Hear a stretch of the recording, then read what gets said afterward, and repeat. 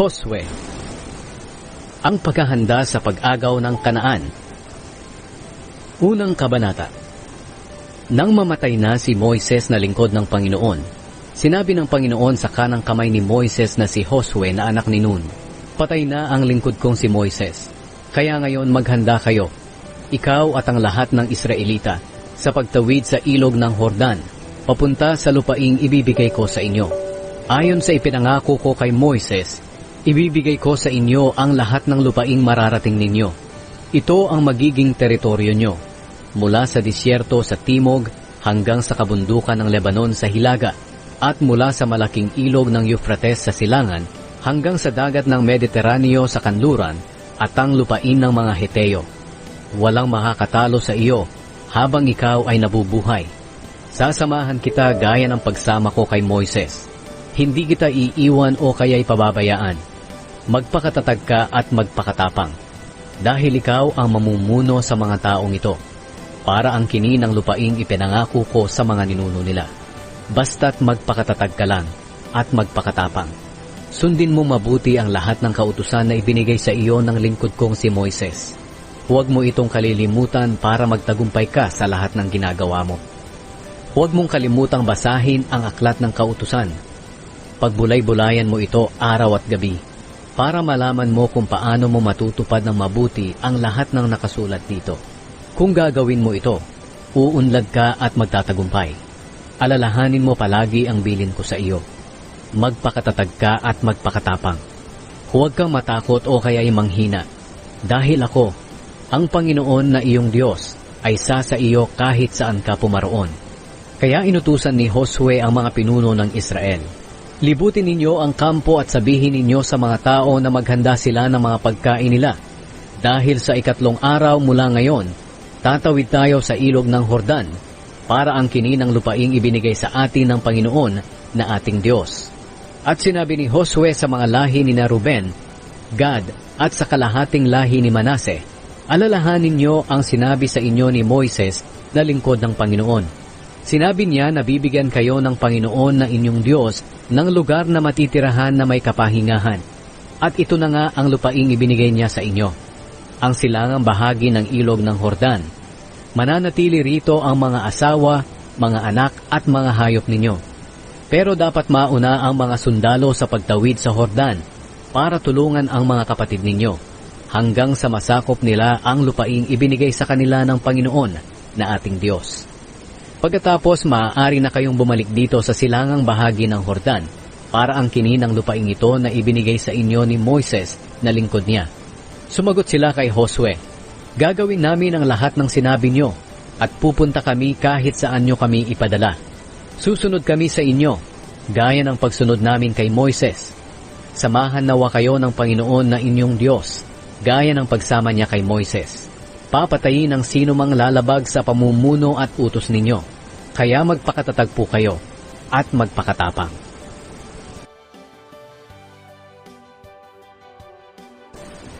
Nagpadala si Josue ng mga espiya sa Jericho.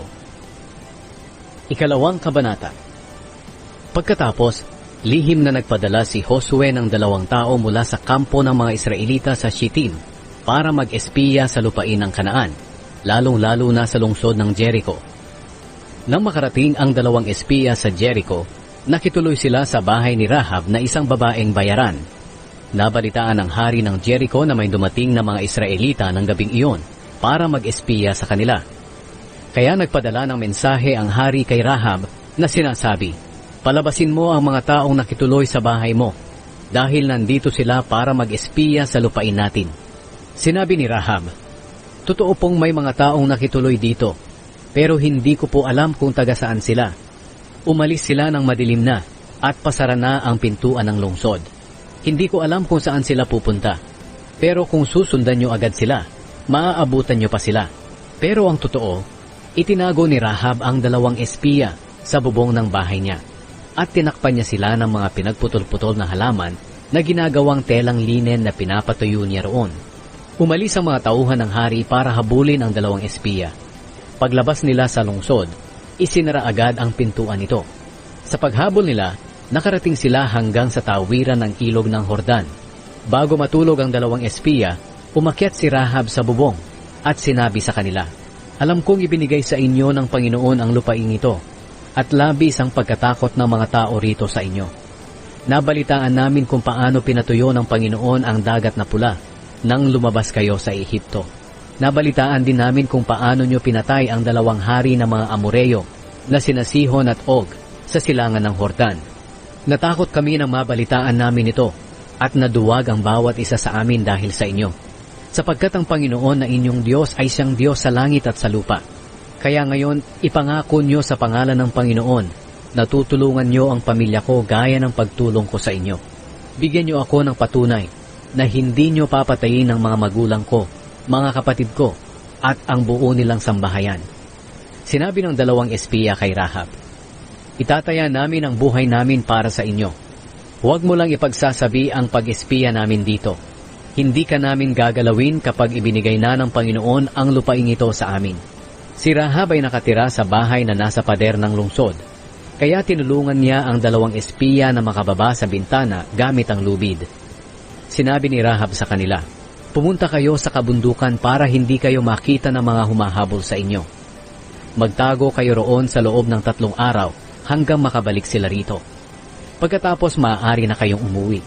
Sinabi ng dalawang espiya kay Rahab, "Tutuparin namin ang ipinangako namin sa iyo. Pero kailangang gawin mo rin ito. Kapag nilusob na namin ang lupain nyo, itali mo ang pulang lubid na ito sa bintanang binabaan namin. Tipunin mo sa bahay mo ang mga magulang mo, mga kapatid mo, at ang buo nilang sambahayan. Kung may isang lalabas at pupunta sa daan, hindi na namin pananagutan kapag namatay siya. Pero may pananagutan kami kapag may namatay sa loob ng bahay mo. Pero kung ipagsasabi mo ang mga ginagawa namin, hindi namin tutuparin ang ipinangako namin sa iyo." Sumagot si Rahab, "Oo, payag ako." Pagkatapos, pinaalis sila ni Rahab at itinali niya agad ang pulang lubid sa bintana.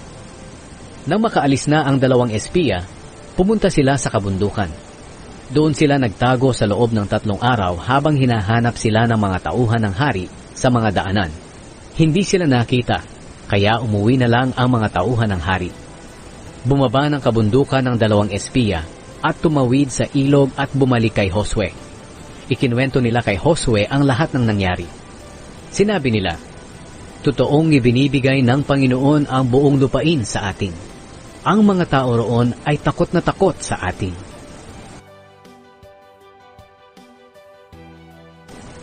Tumawid ang mga Israelita sa Hordan. 3 kabanata. Maaga pa'y bumangon na si Josue at ang lahat ng mga Israelita. Umalis sila sa Shittim at pumunta sa ilog ng Hordan. Nagkampo muna sila roon bago sila tumawid. Pagkalipas ng 3 araw, nag-ikot sa kampo ang mga pinuno at sinabi sa mga tao, "Kapag nakita niyong dinadala ng mga pari na mga Levita ang kahon ng kasunduan ng Panginoon na inyong Diyos, sumunod kayo sa kanila para malaman niyo kung saan kayo dadaan, dahil hindi pa kayo nakakadaan doon. Pero huwag kayong lalapit sa kahon ng kasunduan. Magkaroon kayo ng agwat na 1 kilometro." Pagkatapos sinabi ni Josue sa mga tao, "Linisin niyo ang inyong sarili, dahil bukas ipapakita sa inyo ng Panginoon ang mga kamanghamanghang bagay." Sinabi rin ni Josue sa mga pari, "Dalhin niyo na ang kahon ng kasunduan, at mauna kayo sa mga tao." Sinunod nila ang sinabi ni Josue. At sinabi ng Panginoon kay Josue, "Sa araw na ito pararangalan kita sa harap ng lahat ng Israelita, para malaman nilang sumasa iyo ako, gaya ng pagsama ko kay Moises. Sabihin mo sa mga paring tagabuhat ng kahon ng kasunduan na pagtapak nila sa ilog ng Hordan ay huminto muna sila." Kaya tinawag ni Josue ang mga tao. "Hali kayo, sasabihin ko sa inyo kung ano ang sinabi ng Panginoon na inyong Diyos. Ngayon malalaman nyo na sumasa inyo ang buhay na Diyos, dahil siguradong itataboy niya papalayo sa inyo ang mga Kananeo, Heteo, Hiveo, Perezeo, Girgaseo, Amoreo, at mga Jebuseo. Tiyakin nyo na ang kahon ng kasunduan ng Panginoon na makapangyarihan sa buong mundo ay mauuna sa inyo sa pagtawid sa ilog ng Hordan. Kaya ngayon pumili kayo ng 12 lalaki, isa sa bawat lahi ng Israel. Kapag lumusong na ang mga pari na tagabuhat ng kahon ng kasunduan ng Panginoon, Ang Panginoon na makapangyarihan sa buong mundo, hihinto ang pagdaloy ng tubig sa ilog ng Jordan. Ang tubig nito mula sa itaas ay maiipon sa isang lugar. Anihan noon, at umaapaw ang tubig sa pampang ng ilog ng Jordan. Umalis ang mga tao sa mga kampo nila para tumawid sa ilog. Nauuna sa kanila ang mga paring buhat ang kahon ng kasunduan. Paglusong ng mga pari sa ilog, huminto agad sa pagdaloy ang tubig. Naipon ang tubig sa malayo, sa lugar na tinatawag na Adam, isang bayan malapit sa Saretan. Walang tubig na dumaloy papunta sa dagat na patay, kaya nakatawid ang mga tao sa lugar na malapit sa Jericho. Nakatayo sa gitna ng natuyong ilog ang mga pari na buhat ang kahon ng kasunduan habang tumatawid ang mga Israelita. Hindi sila umalis doon hanggat hindi nakakatawid ang lahat.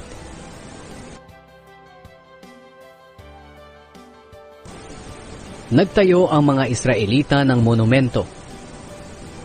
Ika-4 na kabanata. Nang makatawid na ang lahat ng mamamayan ng Israel sa ilog ng Jordan, sinabi ng Panginoon kay Josue, "Pumili ka ng 12 lalaki, isa sa bawat lahi, at utusan ang bawat isa sa kanila na kumuha ng isang bato sa gitna ng ilog, doon sa kinatatayuan ng mga pari. Pagkatapos, dadalhin nila ito sa lugar na tutuluyan nyo ngayong gabi." Kaya tinawag ni Josue ang 12 lalaki na pinili niya mula sa bawat lahi ng Israel at sinabi, "Pumunta kayo sa gitna ng ilog, sa harap ng kahon ng kasunduan ng Panginoon na inyong Diyos. Ang bawat isa sa inyo ay kumuha ng isang malaking bato para sa bawat lahi ng Israel at pasanin ito. Gawin niyo agad itong monumento bilang alaala sa ginawa ng Panginoon. Sa darating na panahon, kapag nagtanong ang mga anak nyo kung ano ang ibig sabihin ng mga batong ito, sabihin nyo sa kanila na huminto sa pagdaloy ang ilog ng Jordan nang itinawid dito ang kahon ng kasunduan ng Panginoon. Ang mga batong ito ay isang alaala para sa mga mamamayan ng Israel magpakailanman." Sinunod ng 12 Israelita ang iniutos sa kanila ni Josue, ayon sa sinabi ng Panginoon. Kumuha sila ng 12 bato sa gitna ng ilog, isang bato para sa bawat lahi ng Israel. Dinala nila ang mga bato sa kampo nila at inilagay doon. Naglagay din si Josue ng 12 bato sa gitna ng ilog, sa lugar na kinatatayuan mismo ng mga paring buhat ang kahon ng kasunduan. Hanggang ngayon, nandoon pa ang mga batong iyon. Nanatiling nakatayo sa gitna ng ilog ang mga pari hanggang sa matapos ng mga tao ang lahat ng iniutos ng Panginoon kay Josue, na ayon din sa iniutos ni Moises kay Josue. Nang makatawid na silang lahat, itinawid din ang kahon ng kasunduan, at nauna ulit ang mga pari sa mga tao. Tumawid din at nauna sa mga tao ang mga lalaking armado mula sa lahi ni Ruben, Gad at kalahating lahi ni Manase, ayon sa iniutos ni Moises sa kanila. Ang 40,000 armadong lalaki ay dumaan sa presensya ng Panginoon at pumunta sa kapatagan ng Jericho para makipaglaban. Nang araw na iyon, pinarangalan ng Panginoon si Josue sa harap ng mga Israelita, at iginalang si Josue ng mga tao sa buong buhay niya, gaya ng ginawa ng mga tao kay Moises. Pagkatawid noon ng mga Israelita sa ilog ng Jordan, sinabi ng Panginoon kay Josue, "Utusan mo ang mga paring may buhat ng kahon ng kasunduan, na umahon na sila sa ilog ng Jordan." At sinunod iyon ni Josue.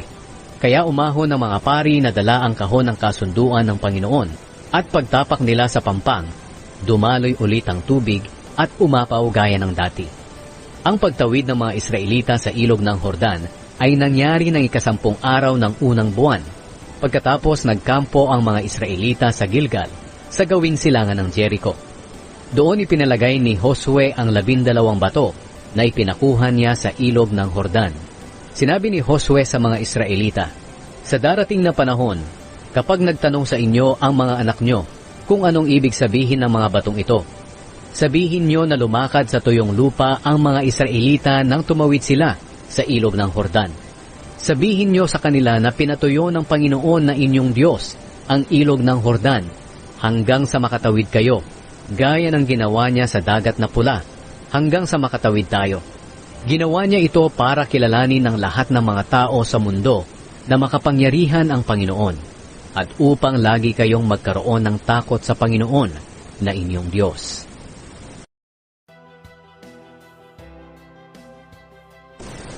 Ang pagtutuli. Ikalimang kabanata. Nabalitaan ng lahat ng hari na Amoreo sa kanluran ng Hordan at ng lahat ng haring Kananeo sa baybayin ng dagat ng Mediteraneo kung paanong pinatuyo ng Panginoon ang ilog ng Hordan nang tumawid ang mga Israelita. Kaya natakot sila at naduwag sa pakikipaglaban sa mga Israelita. Nang panahong iyon, sinabi ng Panginoon kay Josue, "Gumawa ka ng mga patalim na gawa sa bato at tuliin ang mga Israelita." Ito ang ikalawang pagkakataon na tutuliin ang mga Israelitang hindi patuli. Kaya gumawa si Josue ng mga patalim at tinuli ang mga lalaking Israelita roon sa lugar na tinawag na bundok ng pinagtulian. Ito ang dahilan kung bakit tinuli ni Josue ang mga lalaki. Nang umalis ang mga Israelita sa Ehipto, ang lahat ng lalaki ay natuli na. Pero ang mga isinilang sa loob ng 40 taon na paglalakbay nila sa ilang ay hindi pa natutuli. Nang panahong iyon, ang mga lalaking nasa tamang edad na para makipaglaban ay nangamatay dahil hindi sila sumunod sa Panginoon. Sinabi sa kanila ng Panginoon na hindi nila makikita ang maganda at masaganang lupain na ipinangako niya sa mga ninuno nila. Ang mga anak nilang lalaki na pumalit sa kanila ang tinuli ni Josue dahil hindi pa sila tuli ng panahong naglalakbay sila. Matapos silang matuli, nanatili sila sa mga kampo nila hanggang sa gumaling ang mga sugat nila. At sinabi ng Panginoon kay Josue, "Sa araw na ito, inalis ko sa inyo ang kahihiyan ng pagiging alipin nyo sa Ehipto." Kaya ang lugar na iyon ay tinawag na Gilgal hanggang ngayon. Noong gabi ng 14 na araw ng unang buwan, habang nagkakampo pa ang mga Israelita sa Gilgal sa kapatagan ng Jericho, ipinagdiwang nila ang pista ng paglampas ng anghel. Kinaumagahan, kumain sila ng mga produkto ng lupaing iyon, binusang trigo at tinapay na walang pampaalsa. Mula ng araw na iyon, tumigil na ang pagbagsak ng mana at wala ng mana ang mga Israelita. Ang pagkain nila ay galing na sa inani sa lupain ng Kanaan. Nang malapit na si Josue sa Jericho, bigla niyang nakita ang isang lalaking nakatayo sa harap niya na may hawak na espada. Tinanong siya ni Josue, "Kakampi ka ba namin o kalaban?" Hindi, sagot ng lalaki. "Naparito ako bilang pinuno ng mga sundalo ng Panginoon." Nagpatira pa si Josue bilang paggalang sa kanya at nagtanong, "Ginoo, ano po ang gusto niyong ipagawa sa akin na inyong lingkod?" Sumagot ang commander ng mga sundalo ng Panginoon, "Hubarin mo ang sandalyas mo, dahil banal na lugar ang kinatatayuan mo." At sinunod ni Josue ang iniutos sa kanya.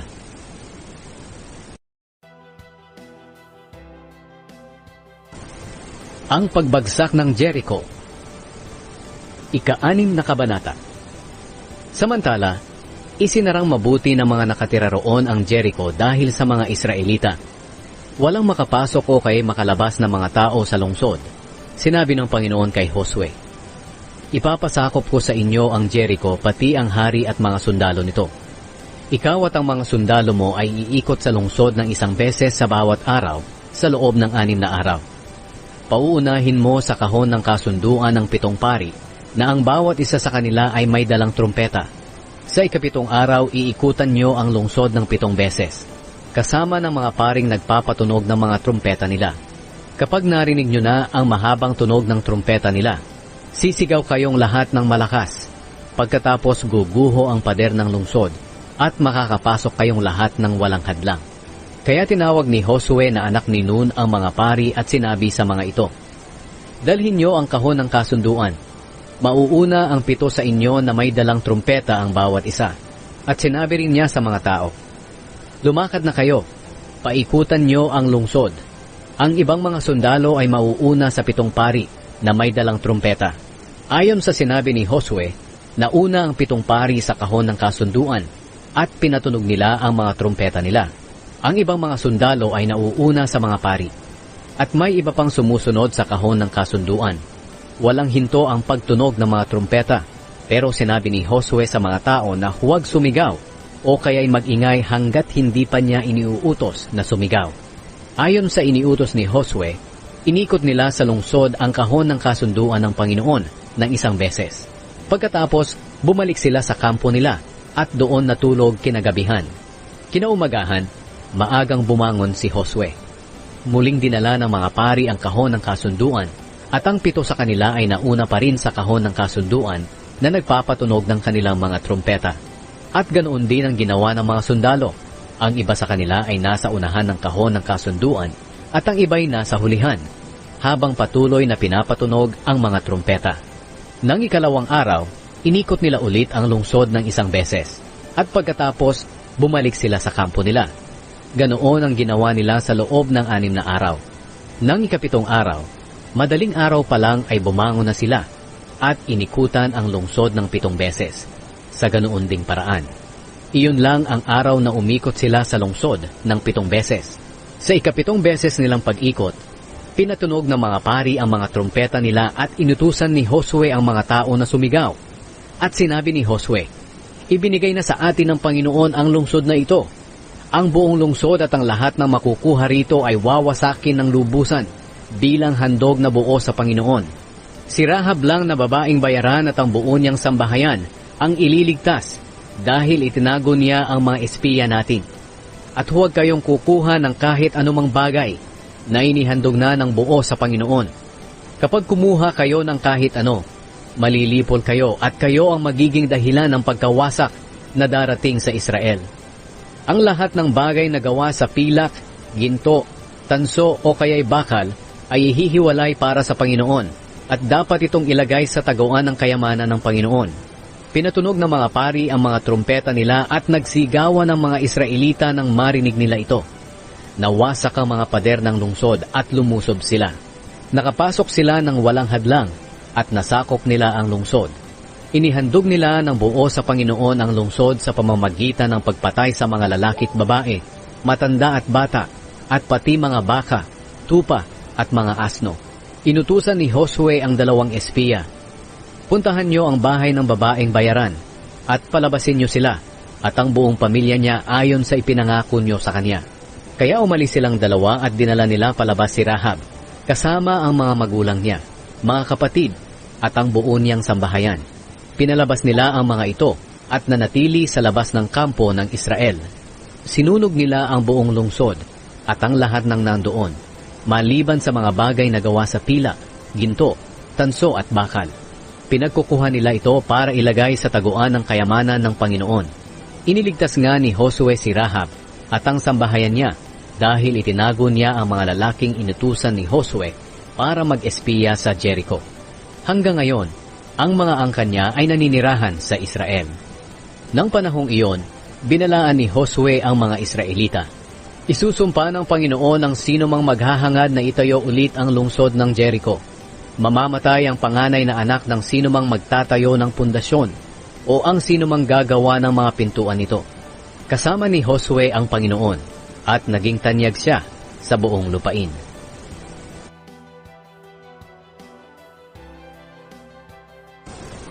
Ang kasalanan ni Akan. Ika-7 kabanata. Pero nilabag ng mga Israelita ang utos ng Panginoon na huwag kumuha ng kahit anumang handog na nakalaan ng buo para sa Panginoon. Kumuha si Akan ng mga bagay na hindi dapat kunin, kaya nagalit ng matindi ang Panginoon sa kanila. Si Akan ay anak ni Carmi. Si Carmi ay anak ni Sabdi. Si Sabdi ay anak ni Zera. Nagmula sila sa lahi ni Huda.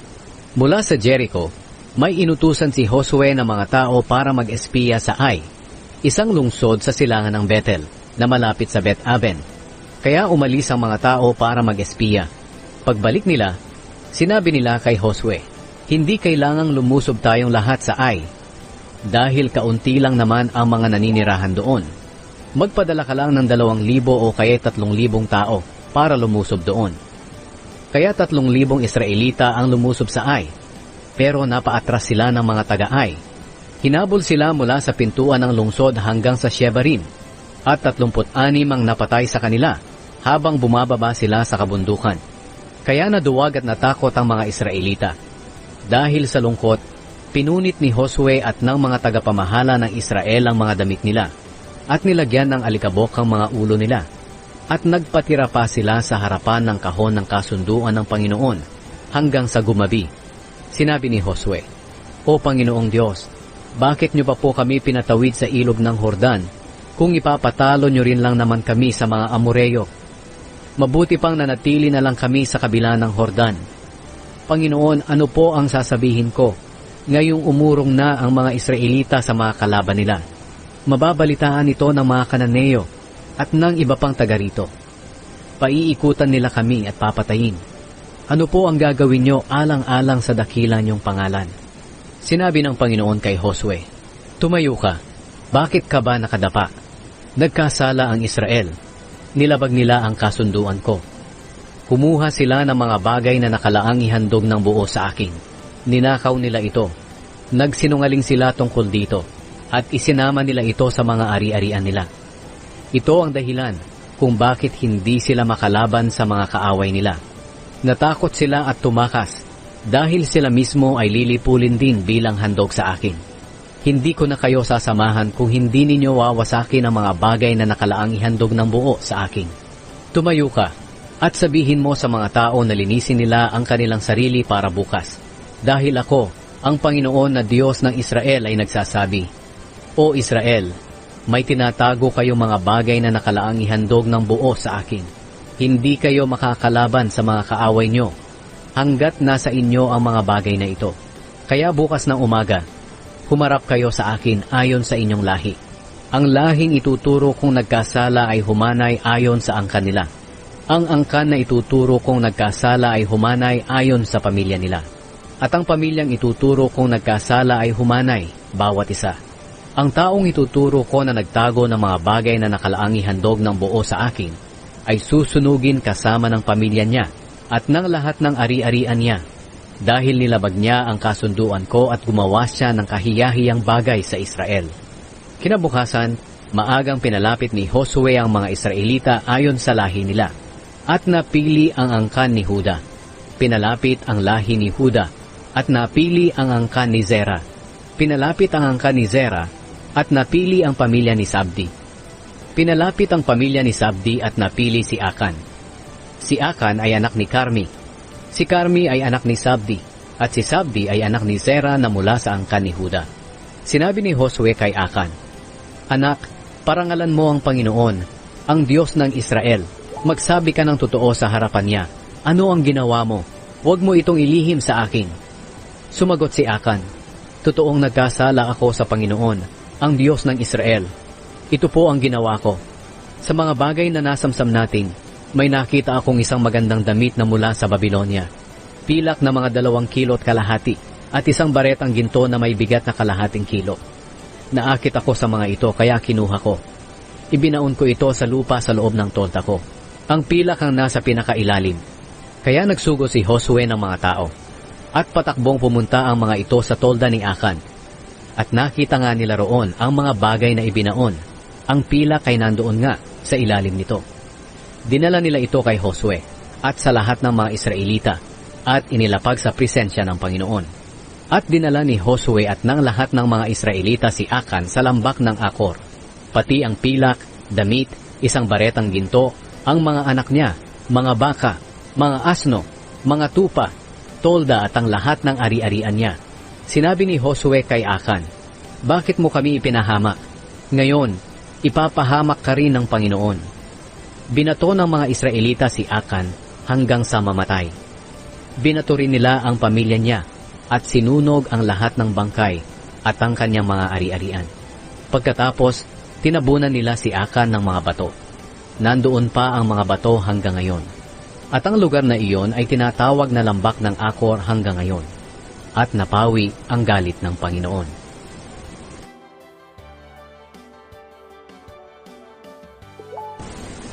Ang pagsakop sa Ai. 8 kabanata. Sinabi ng Panginoon kay Josue, Huwag kang matakot o kaya'y manghina. Isama mo ang lahat ng iyong sundalo at lusubin ulit ninyo ang Ai. Dahil ibinigay ko na sa inyo ang hari ng Ai, ang kanyang mga mamamayan, ang kanyang bayan, at ang kanyang lupain. Kung ano ang ginawa ninyo sa Jericho at sa hari nito, ganoon din ang gawin ninyo sa Ai. Pero sa pagkakataong ito, maaari na ninyong kunin ang kanilang mga ari-arian at mga hayop para sa inyong sarili. Maghanda kayo at tambangan ninyo sila sa likod ng lungsod. Kaya umalis sila Josue at ang lahat ng sundalo niya para lusubin ang Ai. Pumili si Josue ng 30,000 sundalo na mahuhusay makipaglaban at pinaalis ng gabi. Ito ang bili ni Josue sa kanila. Magtago kayo sa likod ng lungsod, pero huwag masyadong malayo. Humanda kayo sa paglusob kahit anong oras. Ako at ang mga kasama ko ay lulusob sa harapan. Kung lalabas na sila sa pakikipaglaban sa amin, tatakas kami, gaya ng nangyari noon. Iisipin nilang natatakot kami kagaya noon. Kaya hahabulin nila kami hanggang sa makalayo sila sa lungsod. Pagkatapos, lumabas kayo sa pinagtataguan nyo at sakupin ang lungsod. Ibibigay ito sa inyo ng Panginoon na inyong Diyos. Kapag nasakop nyo na ang lungsod, sunugin nyo ito ayon sa sinabi ng Panginoon. Tiyakin nyong gagawin ito ayon sa iniutos. Pinaalis sila ni Josue at nagtago sila sa bandang kanluran ng Ai, sa kalagitnaan ng Ai at Bethel. At sina Josue naman ay nagpaiwan sa kampo ng gabing iyon.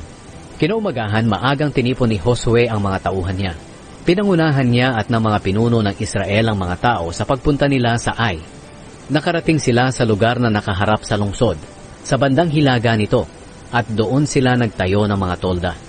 May lambak na nakapagitan sa kanila at sa Ai. Nagpadala si Josue ng 5,000 sundalo para tambangan ang lungsod sa bandang kanluran nito, sa kalagitnaan ng Ai at Bethel. Kaya pumuwesto na ang mga sundalo. Ang ibang mga sundalo ay nasa bandang hilaga ng lungsod, at ang iba naman ay naroon sa bandang kanluran nito. Nang gabing iyon, pumunta sina Josue sa lambak. Nang makita ng hari ng Ai sina Josue, maaga pa'y agad-agad na siyang lumabas sa lungsod kasama ang mga tauhan niya, at pumunta sa lugar na nakaharap sa lambak ng Jordan para makipaglaban sa Israel. Hindi nila alam na may lulusob sa kanila galing sa likod ng lungsod. Sina Josue at ang mga tauhan niya ay nagkunwaring natalo sila at tumakas papuntang Ilang. Kaya hinabol silang lahat ng kalalakihan ng Ai hanggang sa unti-unti silang lumalayo sa lungsod. Lahat ng kalalakihan sa Ai at sa Bethel ay hinabol ang mga Israelita, kaya walang naiwan para ipagtanggol ang lungsod. Sinabi ng Panginoon kay Josue, "Ituro mo ang sibat mo sa Ai, dahil ibibigay ko ito sa inyo." Kaya itinuro ni Josue ang sibat niya sa Ai. Nang ginawa niya iyon, lumabas at nagsitakbo ang mga tauhan niyang nananambang sa bayan. Lumusob sila papasok sa lungsod, at dali-daling sinunog ito. Nang lumingon ang mga taga-Ai, nakita nila ang makapal na usok sa ibabaw ng lungsod. Wala na silang matatakbuhan, dahil bigla na lang silang hinarap ng mga Israelita na hinahabol nila sa Ilang. Dahil nang makita ni Josue at ng mga tauhan niya na nakapasok na sa lungsod ang mga kasama nila at sinunog na nila ito, bumalik sila at nilusob ang mga taga-Ai. Lumusob din ang mga Israelitang pumasok sa lungsod, kaya napagitnaan nila ang mga taga-Ai. Pinatay nilang lahat ang mga ito at walang nakatakas o kaya'y naiwang buhay sa kanila, bukod lang sa hari nila. Binihag siya at dinala kay Josue. Nang mapatay na nilang lahat ang taga-Ai na humabol sa kanila sa Ilang, bumalik sila sa lungsod at pinatay din ang lahat ng naiwan doon. Nang araw na iyon, namatay ang lahat ng naninirahan sa Ai, 12,000 lahat, lalaki at babae. Nanatiling nakatutok ang sibat ni Josue sa lugar ng Ai hanggang hindi nalilipol ang lahat ng mamamayan nito. Kinuha ng mga Israelita ang mga hayop at mga ari-arian ng lungsod, ayon sa sinabi ng Panginoon kay Josue. Pagkatapos ipinasunog ni Josue ang buong Ai at hindi na ito muling maitatayo. Hanggang ngayon wala nang nakatira rito. Pinabitin ni Josue sa isang puno ang hari at pinabayaan doon maghapon. Paglubog ng araw, ipinakuha niya ang bangkay at ipinatapon sa labas ng pintuan ng lungsod. Pinatambakan nila ito ng malaking bunton ng mga bato at hanggang ngayon ay makikita pa roon ang mga batong ito. Binasa ang kasunduan sa bundok ng Ebal. Pagkatapos, nagpagawa si Josue ng altar sa bundok ng Ebal para sa Panginoon ang Diyos ng Israel. Ipinagawa niya ito ayon sa utos ni Moises na lingkod ng Panginoon sa mga Israelita. Nakasulat ito sa aklat ng kautusan ni Moises at ito ang sinasabi, "Gumawa ka ng altar na bato na hindi natabasan ng gamit na bakal. Sa ibabaw ng altar, nag-alay sila sa Panginoon ng mga handog na sinusunog at mga handog para sa mabuting relasyon." Sa harap ng mga Israelita, kinopya ni Josue sa mga bato ang kautusang isinulat ni Moises. Ang lahat ng mga Israelita, kasama ang kanilang mga tagapamahala, mga opisyal at mga hukom nila, Pati ang mga dayuhang kasama nila ay tumayo sa dalawang grupo na magkaharap. Ang isang grupo ay nakatalikod sa bundok ng Gerizim at ang isa ay nakatalikod sa bundok ng Ebal. Sa gitna nila ay nakatayo ang mga paring Levita na nagbubuhat ng kahon ng kasunduan. Nag-utos sa kanila noon si Moises na lingkod ng Panginoon na gawin ito sa panahong tatanggapin na nila ang pagbabasbas. Binasa ni Josue ang aklat ng kasunduan, pati ang pagpapala at sumpa na nakasulat dito. Isa-isang binasa ni Josue ang mga utos ni Moises sa harap ng buong mamamayan ng Israel, kasama na ang mga babae, anak, at mga dayuhang naninirahan kasama nila.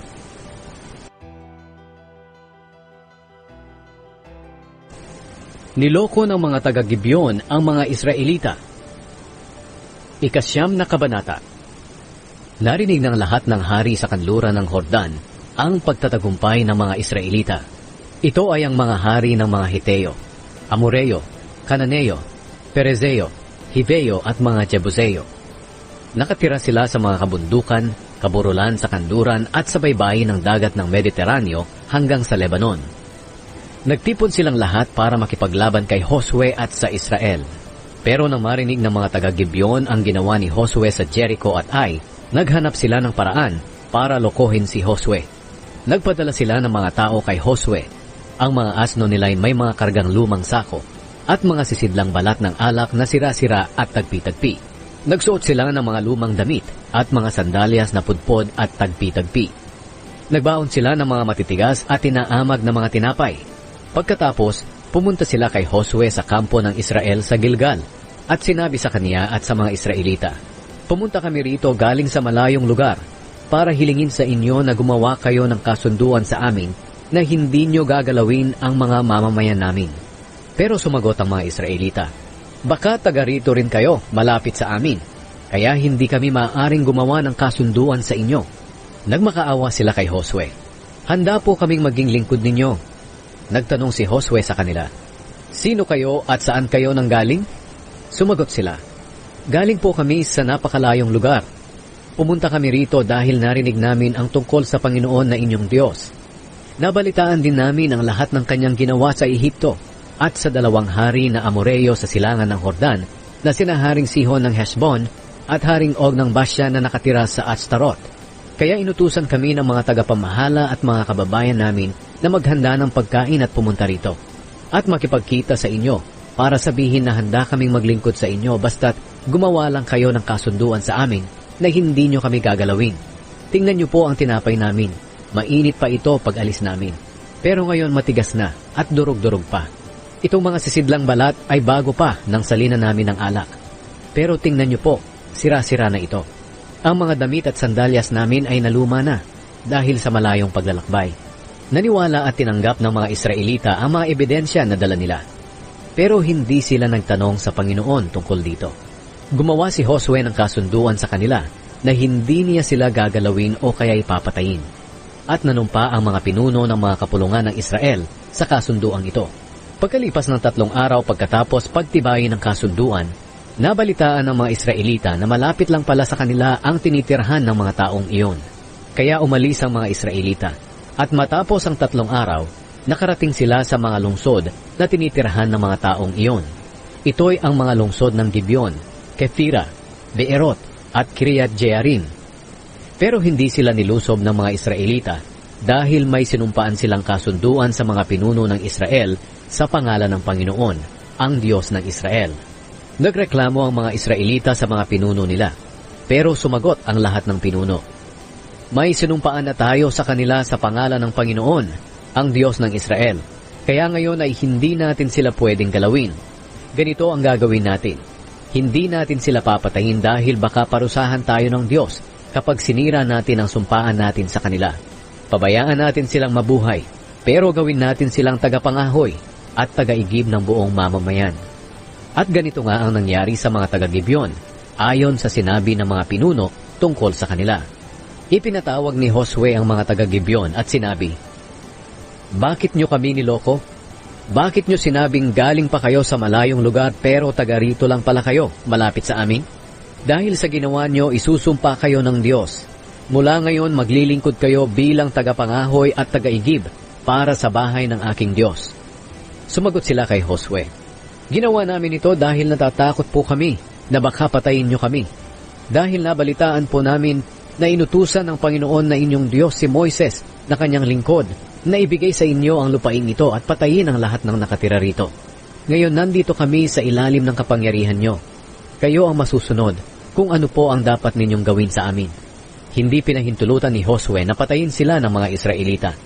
Pero ginawa niya silang mga tagapangahoy at tagaigib para sa mga Israelita at sa altar ng Panginoon. Hanggang ngayon, ginagawa nila ang gawaing ito sa lugar na pinili ng Panginoon, kung saan siya sasambahin.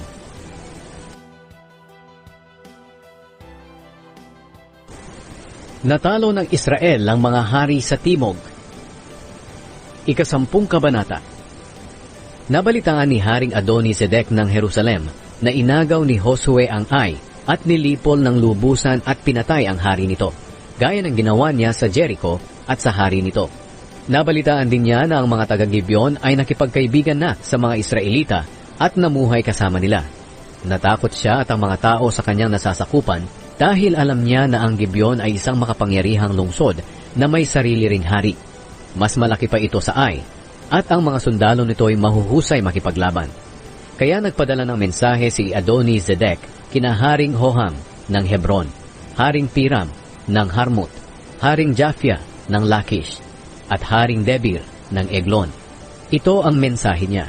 Tulungan niyo akong lusubin ang Gibeon dahil nakipagkaibigan ito kay Josue at sa mga Israelita. Kaya nagkaisa ang 5 hari ng mga Amoreo, ang hari ng Jerusalem, Hebron, Jarmut, Lakish at Eglon. Tinipon nila ang mga sundalo nila at nilusob ang Gibeon. Nagpadala ng mensahe ang mga taga-Gibeon kay Josue sa kampo nito sa Gilgal. Sinabi nila, Huwag niyo kaming pabayaan, kaming mga lingkod ninyo. Pumunta po kayo agad dito at iligtas kami. Tulungan niyo kami dahil pinagtutulungan kami ng lahat ng hari ng mga Amoreo na nakatira sa mga kabundukan. Kaya umalis si Josue kasama ang lahat ng sundalo niya, pati ang lahat ng mahuhusay makipaglaban. Sinabi ng Panginoon kay Josue, Huwag kang matakot sa kanila.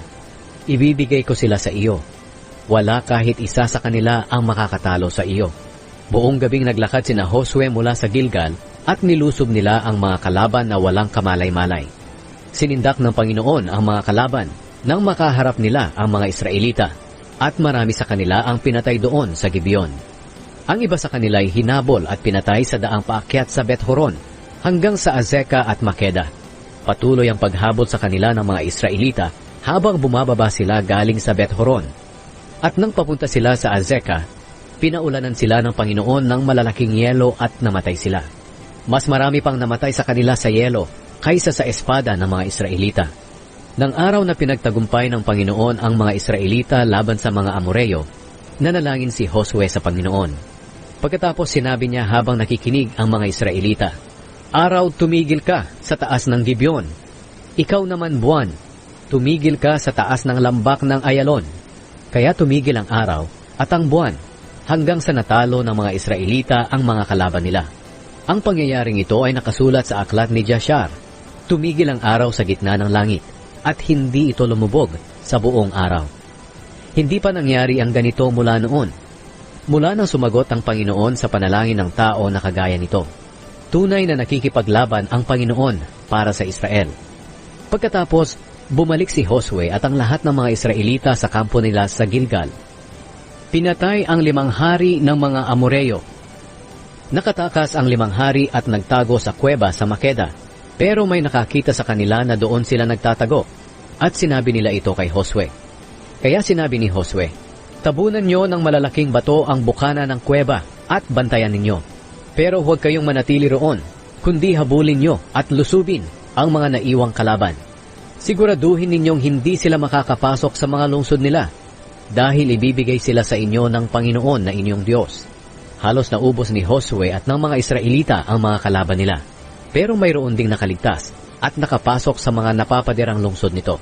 At bumalik ang lahat ng sundalo kay Josue sa kampo nila sa Makeda. Mula noon, wala nang nagtangkang magsalita laban sa mga Israelita. At nagutos si Josue, Buksan niyo ang kuweba at dalhin dito sa akin ang 5 hari. Kaya pinalabas nila sa kuweba ang 5 hari. Ang hari ng Jerusalem, Hebron, Harmut, Lakish at Eglon. Nang madala na ang 5 hari kay Josue, tinipon ni Josue ang lahat ng mga Israelita at sinabi niya sa mga commander ng mga sundalo niya, "Hali kayo at tapakan niyo ang lieg ng mga haring ito." Kaya lumapit sila at tinapakan nila ang lieg ng mga haring iyon. Sinabi sa kanila ni Josue, "Huwag kayong matakot o kaya'y panghinaan ng loob. Magpakatatag kayo at magpakatapang. Ito ang gagawin ng Panginoon sa lahat ng kalaban ninyo." At pinatay ni Josue ang 5 hari at ipinabitin sa 5 puno hanggang hapon. Nang lumubog na ang araw, ipinakuha ni Josue ang mga bangkay nila at ipinatapon sa kuweba na pinagtaguan nila. Tinakpan nila ang bunganga ng kuweba ng malalaking bato na hanggang ngayon ay naroon pa. Sinakop ni Josue ang iba pang mga lugar ng mga Amoreo. Nang araw na iyon, sinakop ni Josue ang Makeda. Pinapatay niya ang lahat ng naninirahan dito, pati na ang hari nito. Nilipol niya ito ng lubusan at walang naiwang buhay. Ginawa ni Josue sa hari ng Makeda ang ginawa rin niya sa hari ng Jericho. Mula sa Makeda, pumunta si Josue at ang mga Israelita sa Libna at nilusob ito. Ibinigay din sa kanila ng Panginoon ang lungsod at ang hari nito. Pinatay nila ang lahat ng naninirahan dito at walang naiwang buhay. Ginawa ni Josue sa hari ng Libna ang ginawa niya sa hari ng Jericho.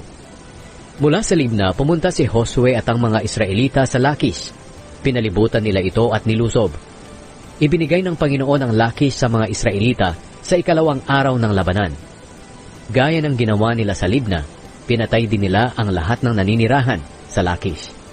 Habang nilulusob nila ang Lakish, si Haring Horam ng Geser at ang mga sundalo nito ay tumulong sa Lakish, pero natalo sila ni Josue at walang naiwang buhay sa kanila. Mula sa Lakish, pumunta si Josue at ang mga Israelita sa Eglon. Pinalibutan din nila ito at nilusob.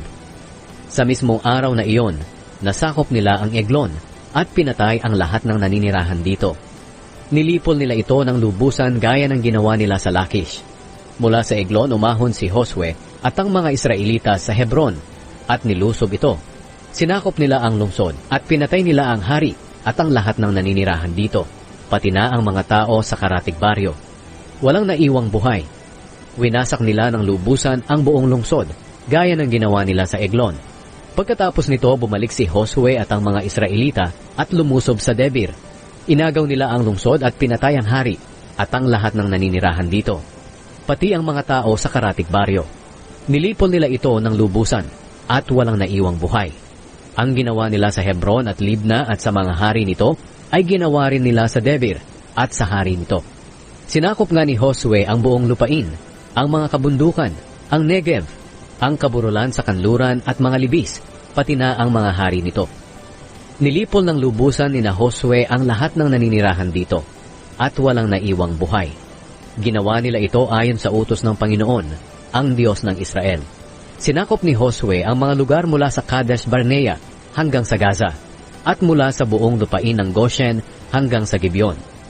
Sinakop ni Josue ang lahat ng lupain at ang mga hari nito sa minsanang paglusob lamang, dahil ang Panginoon, ang Diyos ng Israel, ang tumulong sa kanila sa pakikipaglaban. Pagkatapos, bumalik si Josue at ang lahat ng Israelita sa kampo nila sa Gilgal. Nasakop ng Israel ang mga lugar sa Hilaga.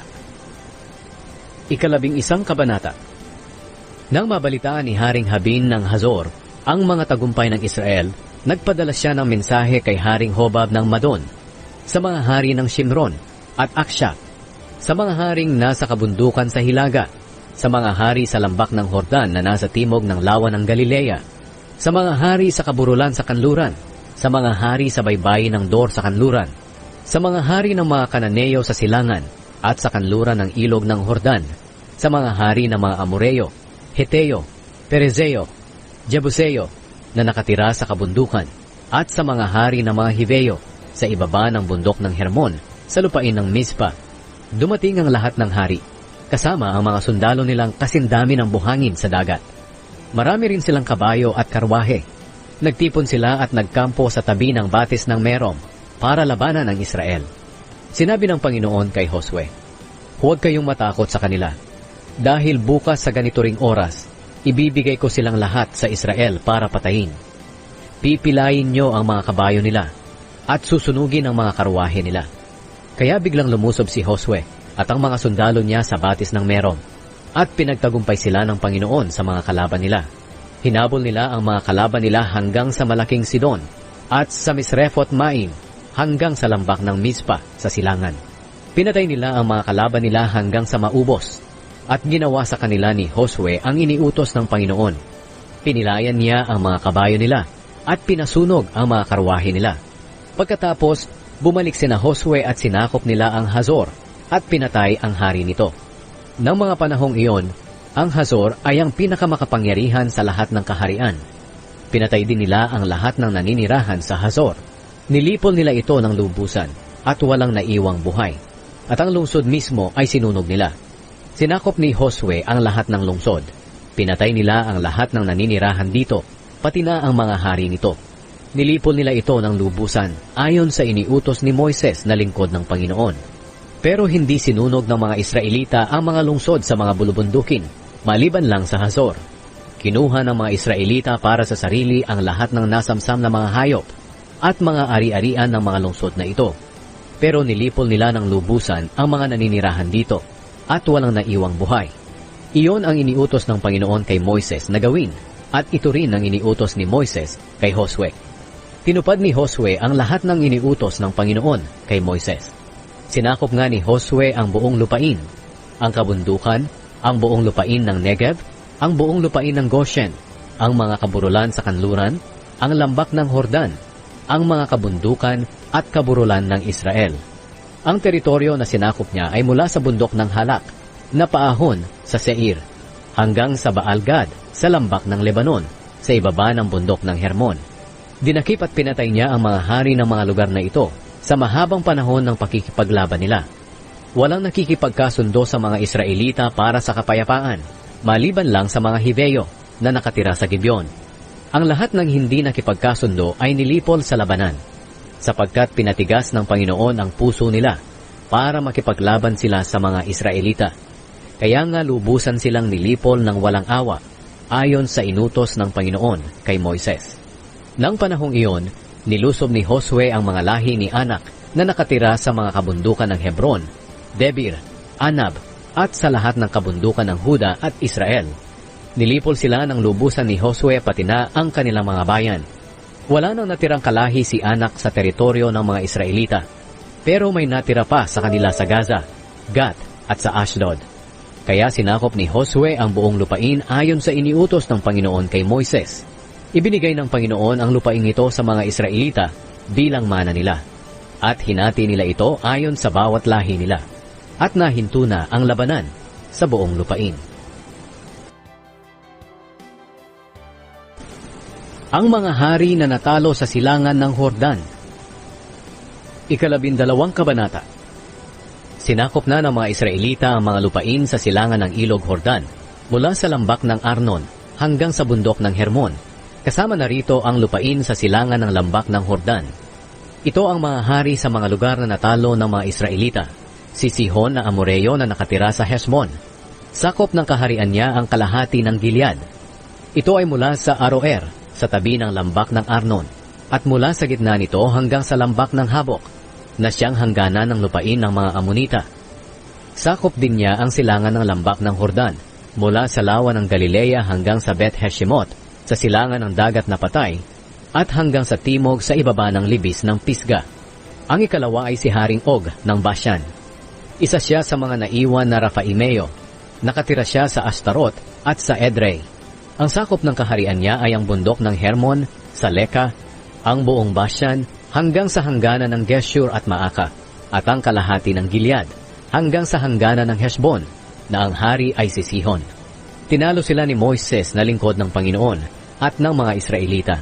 Ibinigay ni Moises ang lupain ng mga ito sa lahi ni Ruben, Gad, at sa kalahating lahi ni Manase, bilang mana nila. Ang mga hari na natalo sa kanduran ng Hordan. Sinakop din ni Josue at ng mga Israelita ang mga lupain sa kanduran ng Hordan, mula sa Baal-Gad sa lambak ng Lebanon hanggang sa bundok ng Halak na paahon sa Seir. Ibinigay ni Josue ang mga lupaing ito sa mga Israelita bilang mana nila. Hinati niya ito ayon sa bawat lahi nila. Ang mga lupaing ito ay ang mga kabundukan, mga kaburulan sa kanluran, ang lambak ng Hordan, ang mga libis, ang disyerto sa timog, at ang Negev. Tinirhan ito dati ng mga Heteo, Amoreo, Kananeo, Perezeo, Hiveo at mga Jebuseo. Ito ang mga hari ng mga lugar na iyon na tinalo ni Josue at ng mga Israelita.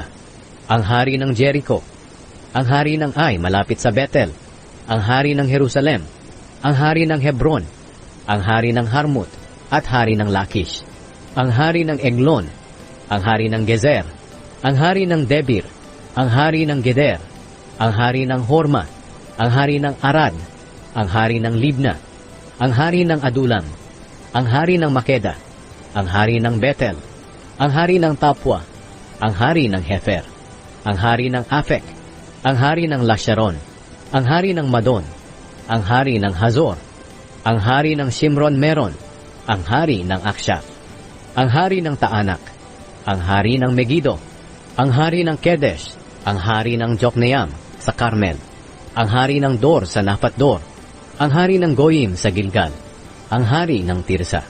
Ang mga haring ito ay 31 lahat.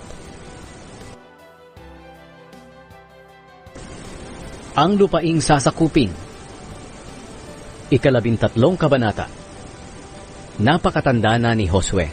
Sinabi sa kaniya ng Panginoon, "Matanda ka na at marami pang lupain ang kailangang sakupin.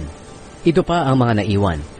Ang lahat ng lupain ng mga Filisteo at Geshureo, na bahagi ng teritoryo ng mga Kananeo. Ito ay mula sa ilog ng Shihor sa silangan ng Ehipto hanggang sa hilagang hangganan ng Ekron, kasama ang 5 bayan ng mga Filisteo, Gaza, Ashdod, Ashkelon, Gat, at Ekron, at ang lupain ng mga Aveo sa timog. Ang lahat ng lupain ng mga Kananeo mula sa Meara, na dating nasasakupan ng mga Sidoneo, hanggang sa Afek, na nasa hangganan ng lupain ng mga Amoreo, ang lupain ng mga Gebaleo, at ang buong Lebanon sa silangan, mula sa Baalgad sa ibaba ng bundok ng Hermon hanggang sa Lebo Hamat, at pati ang mga kabundukan mula sa Lebanon hanggang sa Misrefot Maim na bahagi ng nasasakupan ng mga Sidoneo. Sa paglusob ninyo, ako mismo ang magtataboy sa mga nakatira sa mga lugar na ito. Tiyakin mong mahahati-hati ang mga lupaing ito sa mga Israelita bilang mana nila, ayon sa iniutos ko sa iyo. Isama mo ito sa paghahati ang lupain ng 9 na lahi at sa kalahating lahi ni Manase. Ang lahi ni Ruben, Gad at ang kalahating lahi ni Manase ay binigyan na ni Moises na lingkod ng Diyos ng bahagi nila sa silangan ng Hordan. Ang lupa nila ay mula sa Aroer, sa tabi ng lambak ng Arnon, kasama na ang bayan sa gitna nito, papunta sa buong talampas ng Medeba hanggang sa Dibon. Umabot ito sa lahat ng bayan na pinamahalaan ni Sihon na Amoreo na naghari sa Heshbon hanggang sa hangganan ng mga Amonita. Nakasama rin ang Gilead at ang mga lupaing tinirhan ng mga Geshureo at mga Maakateo at ang buong lugar na tinatawag na bundok ng Hermon at ang buong Bashan hanggang sa Leka. Nakasama rin ang kaharian ni Og na naghari sa Ashtaroth at sa Edrei. Si Og ay isa sa mga naiwang Rephaimeo. Sila'y tinalo ni Moises at itinaboy sa kanilang mga lupain.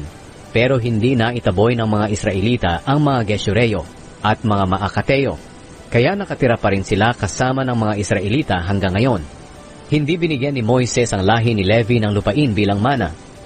Ang matatanggap nila ay ang bahagi ng mga handog sa pamamagitan ng apoy na para sa Panginoon, ang Diyos ng Israel, ayon sa sinabi niya kay Moises. Ito ang bahagi ng lupain na ibinigay ni Moises sa lahi ni Ruben, na hinati ayon sa bawat pamilya. Ang nasasakupan nila ay mula sa Aroer, na nasa tabi ng lambak ng Arnon, kasama na ang bayan sa gitna nito, hanggang sa buong talampas ng Medeba. Nakasama rin ang Heshbon at ang lahat ng bayan nito sa talampas, ang Dibon, Bamot Baal, Bet Baal Meon, Jahash, Kedemot, Mefaat, Kiryataim, Sibma, Zeret Shahar na nasa burol sa gitna ng lambak, Bet Peor, ang libis ng Pisga, Bet Heshimot, at ang lahat ng bayan sa buong talampas, at ang lahat ng lugar na sakop ng hari ng Amoreo na si Haring Sihon ng Heshbon. Tinalo siya ni Moises pati ang mga pinuno ng Midian na sina Evi, Rekem, Zur, Hur at Reba. Lahat sila ay naghari sa mga lupain nila sa ilalim ng pamamahala ni Haring Sihon. Kasama sa mga pinatay ng mga Israelita si Balaam na manghuhula na anak ni Beor. Ang ilog ng Hordan ay ang hangganan ng lahi ni Ruben. Ito nga ang mga bayan at baryo na ibinigay sa lahi ni Ruben na hinati sa bawat sambahayan. Ito naman ang bahagi ng lupain na ibinigay ni Moises sa lahi ni Gad, na hinati ayon sa bawat sambahayan. Ang Hazer at ang lahat ng bayan ng Gilead, at ang kalahati ng lupain ng mga Amonita hanggang sa Aroer malapit sa Raba. Nakasama rin ang mga lupain mula sa Hesbon hanggang sa Ramat Mizpa at Betomin, at mula sa Mahanaim hanggang sa hangganan ng Lodebar. Ang lupaing natanggap nila sa lambak ng Hordan ay ang Bet Haram, Bet Nimra, Sukot, Zafon, at ang nalalabi sa kaharian ni Haring Sihon ng Hesbon. Ang hangganan sa kanduran ay ang ilog ng Hordan hanggang sa lawa ng Galilea. Ito ang mga bayan at baryo na ibinigay sa lahi ni Gad, na hinati ayon sa bawat sambahayan. Ito naman ang bahagi ng lupain na ibinigay ni Moises sa kalahating lahi ni Manase, na hinati ayon sa bawat sambahayan, mula sa Mahanaim hanggang sa buong Bashan, ang buong kaharian ni Haring Og ng Bashan, at ang 60 bayan ng Jair na sakop ng Bashan. Nakasama rin ang kalahati ng Gilead, at ang Ashtaroth at Edrei, ang mga lungsod sa Bashan kung saan naghari si Og. Ito ang lupain na ibinigay sa kalahating angkan ni Makir, na anak ni Manase, ayon sa bawat pamilya. Ito ang ginawang paghahati-hati ni Moises sa mga lupain sa silangan ng Jericho at Hordan, nang nandoon siya sa kapatagan ng Moab. Pero sa lahi ni Levi, hindi niya sila binigyan ng lupain bilang mana, dahil ang mamanahin nila ay ang Panginoon, ang Diyos ng Israel, ayon sa ipinangako sa kanila. Ang pagkakahati-hati ng lupain sa kanluran ng Hordan. 14 na kabanata. Ito ang pagkakahati ng iba pang mga lupain ng Kanaan sa mga Israelita. Hinati-hati ito nila Eleazar na pari, Josue na anak ni Nun, at ng mga pinuno ng mga sambahayan ng bawat lahi ng Israel. Ayon sa utos ng Panginoon kay Moises, ang mga lupain ng 9 kalahati ng mga lahi ay pinaghati-hati sa kanila sa pamamagitan ng palabunutan. Ibinigay na ni Moises sa 2 kalahating lahi ang bahagi nila sa silangan ng Hordan. Ang lahi ni Jose ay hinati sa 2, ang lahi ni Manase at ang lahi ni Ephraim. Hindi binigyan ng lupain ang mga Levita, pero binigyan sila ng mga bayan at titirhan nila, at mga bukirin para sa mga hayop nila. Ganito ang paghahati ng mga lupain sa mga Israelita ayon sa utos ng Panginoon kay Moises. Ibinigay kay Caleb ang Hebron. Isang araw pumunta kay Josue sa Gilgal ang ilang mga tao mula sa lahi ni Huda. Ang isa sa kanila ay si Caleb na anak ni Jefune na Kanizeo.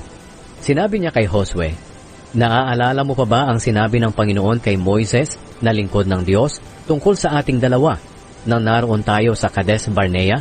Ako'y 40 taong gulang pa lang noon nang inutusan ako ni Moises mula sa Kades Barnea para mag-espiya sa lupaing iyon. At ipinagtapat ko sa kanya ang lahat ng nalaman ko. Ngunit tinakot ng mga kasama ko ang mga kababayan natin, pero ako matapat kong sinunod ang Panginoon kong Diyos. Kaya ng araw na iyon, nangako si Moises sa akin.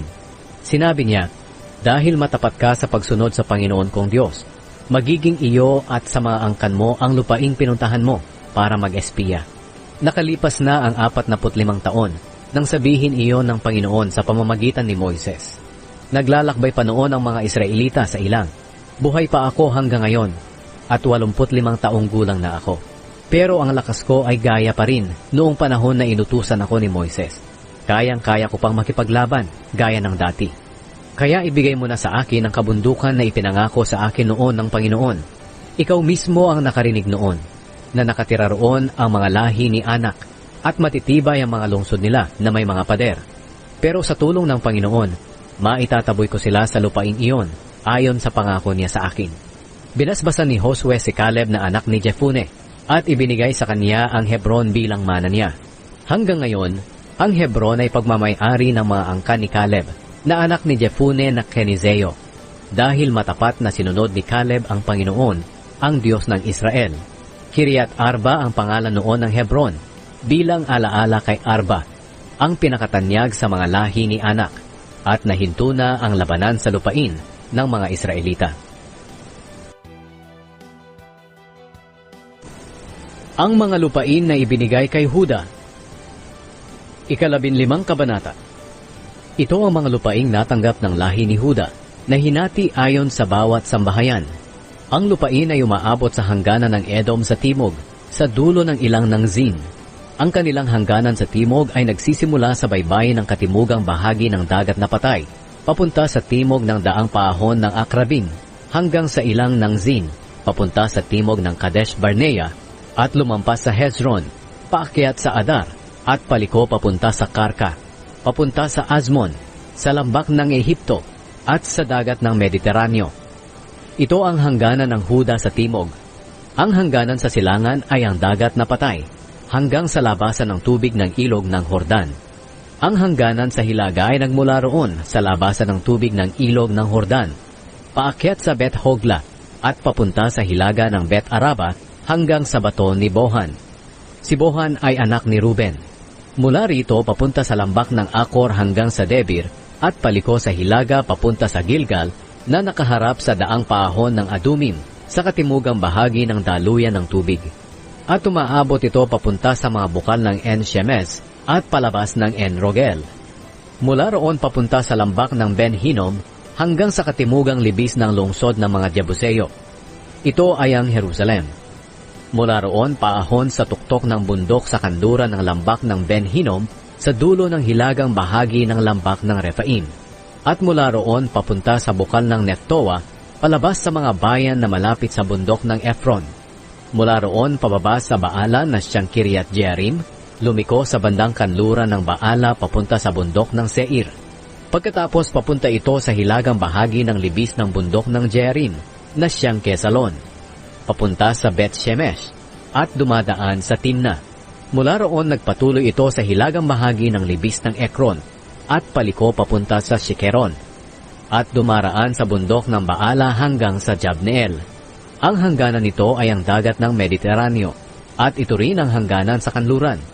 Iyon ang mga hangganan sa paligid ng lupaing hinati sa mga sambahayan ng lahi ni Huda. Ang lupaing ibinigay kay Caleb. Inutos ng Panginoon kay Josue na ibigay niya ang isang bahagi ng lupain ng lahi ni Huda kay Caleb na anak ni Jephunneh. Ang lupain ito ay ang Kiryat Arba, na siyang Hebron. Si Arba ang ama ni Anak. Pinalayas ni Caleb sa lupain iyon ang 3 lahi ni Anak, ang mga sambahayan ni Sheshai, Ahiman, at Talmai. Mula roon nilusob niya ang mga nakatira sa Debir na noon ay tinatawag na Kiryat Sefer. Sinabi ni Caleb, ibibigay ko bilang asawa ang anak kong si Aksa sa lalaking makakaagaw ng Kiryat Sefer. Si Otniel na anak ni Kenaz na kapatid ni Caleb ang nakaagaw ng lungsod. Kaya sa kanya ibinigay ni Caleb ang anak niyang si Aksa para maging asawa. Nang ikinasal na sila, hinikayat ni Aksa ang asawa niya na humingi sila ng dagdag na lupain sa ama nito. Pagkatapos pumunta si Aksa kay Caleb, at nang makababa na siya sa kanyang asno, tinanong siya ni Caleb kung ano ang kailangan niya. Sumagot si Aksa, hihingi po sana ako ng pabor sa inyo.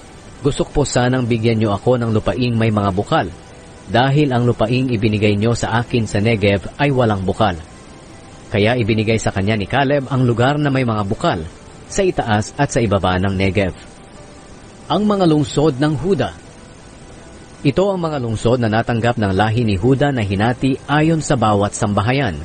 Ang mga bayan sa timog sa pinakadulo ng Negev, malapit sa hangganan ng Edom, Kabzeel, Eder, Jagur, Kina, Dimona, Adada, Kedesh, Azor, Itnan, Zif, Telem, Bealot, Azor Hadata, Kiryot Hezron na siyang Hazor, Amam, Shema, Molada, Hazargada, Heshmon, Bet Pelet, Hazar Shual, Beersheba, Bizyotya, Baala, Iim, Ezem, El Tolad, Kesil, Horma, Ziklag, Madmana, Sansana, Lebaot, Shilhim, Ayin at Rimon, 29 na bayan lahat, kasama ang mga bayan at mga baryo sa paligid nito. Ang mga bayan sa kaburulan sa kanluran, Estaol, Zora, Ashna, Zanoa, Enganim, Tapua, Enam, Harmut, Adulam, Soko, Azeka, Shaarayim, Aditaim, Gedera o Gederotaim. 14 na bayan lahat, kasama ang mga baryo sa paligid nito. Kasama rin ang Zenan, Hadasha, Migdalgad, Gilead, Mizpa, Jokteel, Lakish, Boskat, Eglon, Kabon, Lamas, Kitlis, Gederot, Bet-Dagon, Naama at Makeda. 16 na bayan lahat, kasama ang mga baryo sa paligid nito. Kasama pa ang Libna, Eter, Asyan, Ifta, Ashna, Nezib, Keila, Akzib, at Maresha. 9 na bayan lahat, kasama ang mga baryo sa paligid nito. Ganoon din ang Ekron at ang mga bayan at baryo sa paligid nito. At ang lahat ng bayan at mga baryo na malapit sa Ashdod, mula sa Ekron papunta sa dagat ng Mediteraneo. Ang Ashdod at Gaza kasama ang mga bayan nito at mga baryo hanggang sa lambak ng Ehipto at sa baybayin ng dagat ng Mediteraneo. Ang mga bayan sa kabundukan, Shamir, Hatir, Soko, Dana, Kiryatsana na siyang Debir, Anab, Estemo, Anim, Goshen, Holon at Gilo. 11 bayan lahat, kasama ang mga baryo sa paligid nito. Ganoon din ang Arab, Duma, Esyan, Janim, Bet-Tapua, Afek, Humta, Kiryat-Aba na siyang Hebron, at Sior. 9 na bayan lahat kasama ang mga baryo sa paligid nito.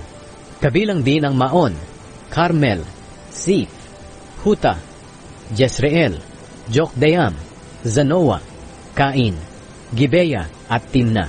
10 bayan lahat kasama ang mga baryo sa paligid nito. Ganoon din ang Halhul, Bet-Zur at Gedor, Maarat, Bet-Anot at Eltekon. 6 na bayan lahat kasama ang mga baryo sa paligid nito. Ang Kiryat Baal na siyang Kiryat Jearim at ang Raba. 2 bayan kasama ang mga baryo sa paligid nito. Ang mga bayan sa ilang, Bet-Araba, Midin, Sikaka, Nibshan, ang bayan ng Asin, at ang Engedi. 6 na bayan kasama ang mga baryo sa paligid nito.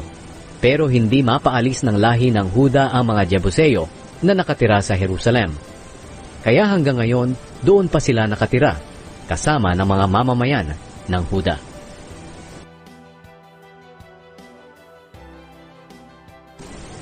Ang mga lupain na ibinigay sa mga lahi ni na Ephraim at Manase. 16 na kabanata. Ang lupain na ibinigay sa mga lahi ni Jose ay nagsimula sa ilog ng Jordan malapit sa Jericho, sa silangan ng mga bukal ng Jericho, papunta sa ilang at sa kabundukan hanggang sa Betel.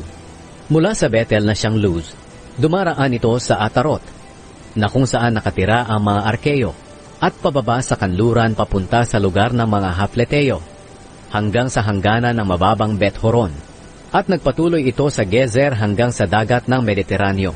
Ito ang bahaging natanggap ng mga lahi ni Manase at Ephraim na mga anak ni Jose. Ito ang nasasakupan ng lahi ni Ephraim na hinati-hati ayon sa bawat sambahayan. Ang hangganan nito sa silangan ay nagsisimula sa Atarot Adar, papunta sa mataas na Bet-Horon, hanggang sa dagat ng Mediteraneo. Ang hangganan nito sa hilaga ay nagsisimula sa Mikmetat, at paliko pa silangan sa Taanat Shilo, at dumaraan sa silangan ng Hanoa. At mula sa Hanoa ay pababa ito sa Atarot at Naara, at dumaraan sa Jericho, papunta sa ilog ng Jordan. Mula sa Tapua, ang hangganan ay papunta sa kanluran at dumaraan sa lambak ng Kana, hanggang sa dagat ng Mediteraneo. Ito ang lupain na ibinigay sa lahi ni Ephraim na hinati-hati ayon sa bawat sambahayan. Kasama rito ang mga bayan at baryo na sakop sa lupain ni Manase. Hindi nila pinalaya sa mga Kananeo na nakatira sa Gezer. Kaya may mga Kananeo na nakatira kasama ng mga taga-Ephraim hanggang ngayon. Pero ginawa silang mga aliping.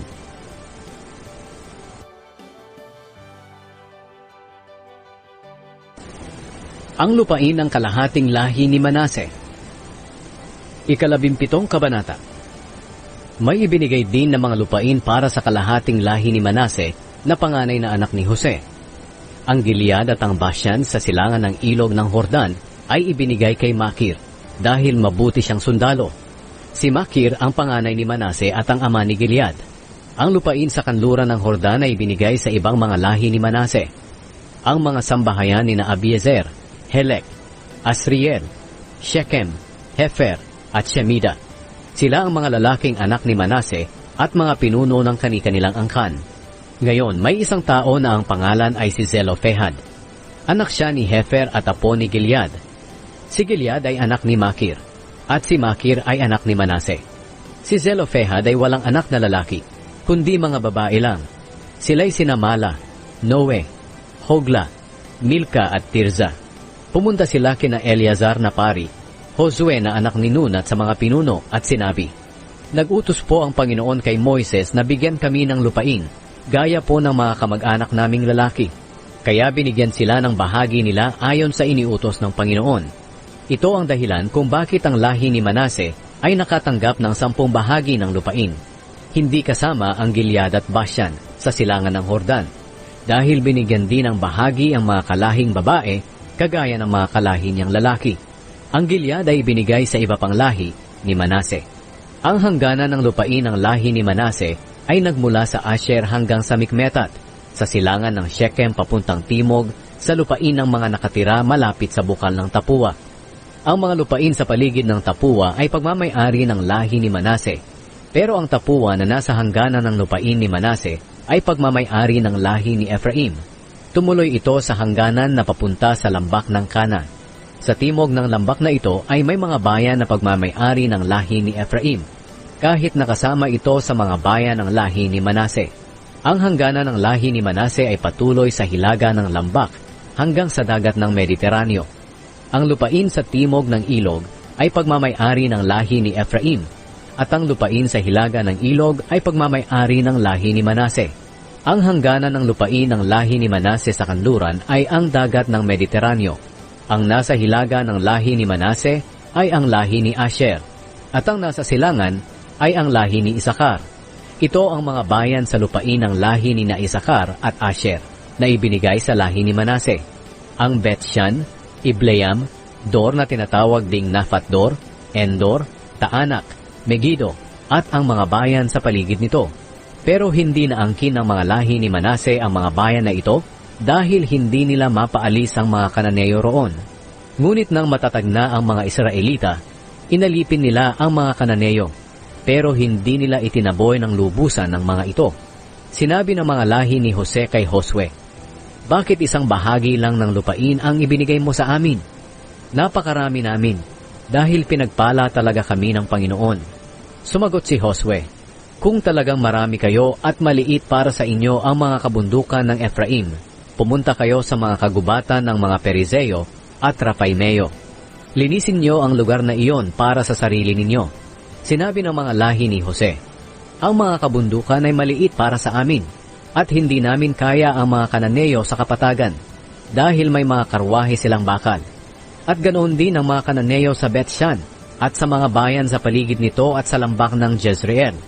Sumagot si Josue, "Dahil napakarami nyo at makapangyarihan, hindi lang isa ang bahagi nyo. Magiging inyo rin ang mga kagubatan ng kabundukan. Kahit maggubat ito, linisin na lang ninyo, dahil magiging inyo ito mula sa unahan hanggang sa dulo. At tiyak na maitataboy nyo ang mga Kananeo kahit makapangyarihan pa sila at may mga karwaheng bakal."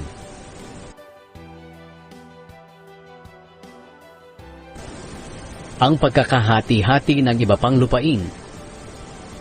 18 kabanata. Nang matapos nilang sakupin ang lupain, nagtipon ang buong mamamayan ng Israelita sa Shilo at nagtayo ng toldang tipanan. May 7 pang lahi ng mga Israelita na hindi pa napapartihan ng lupa.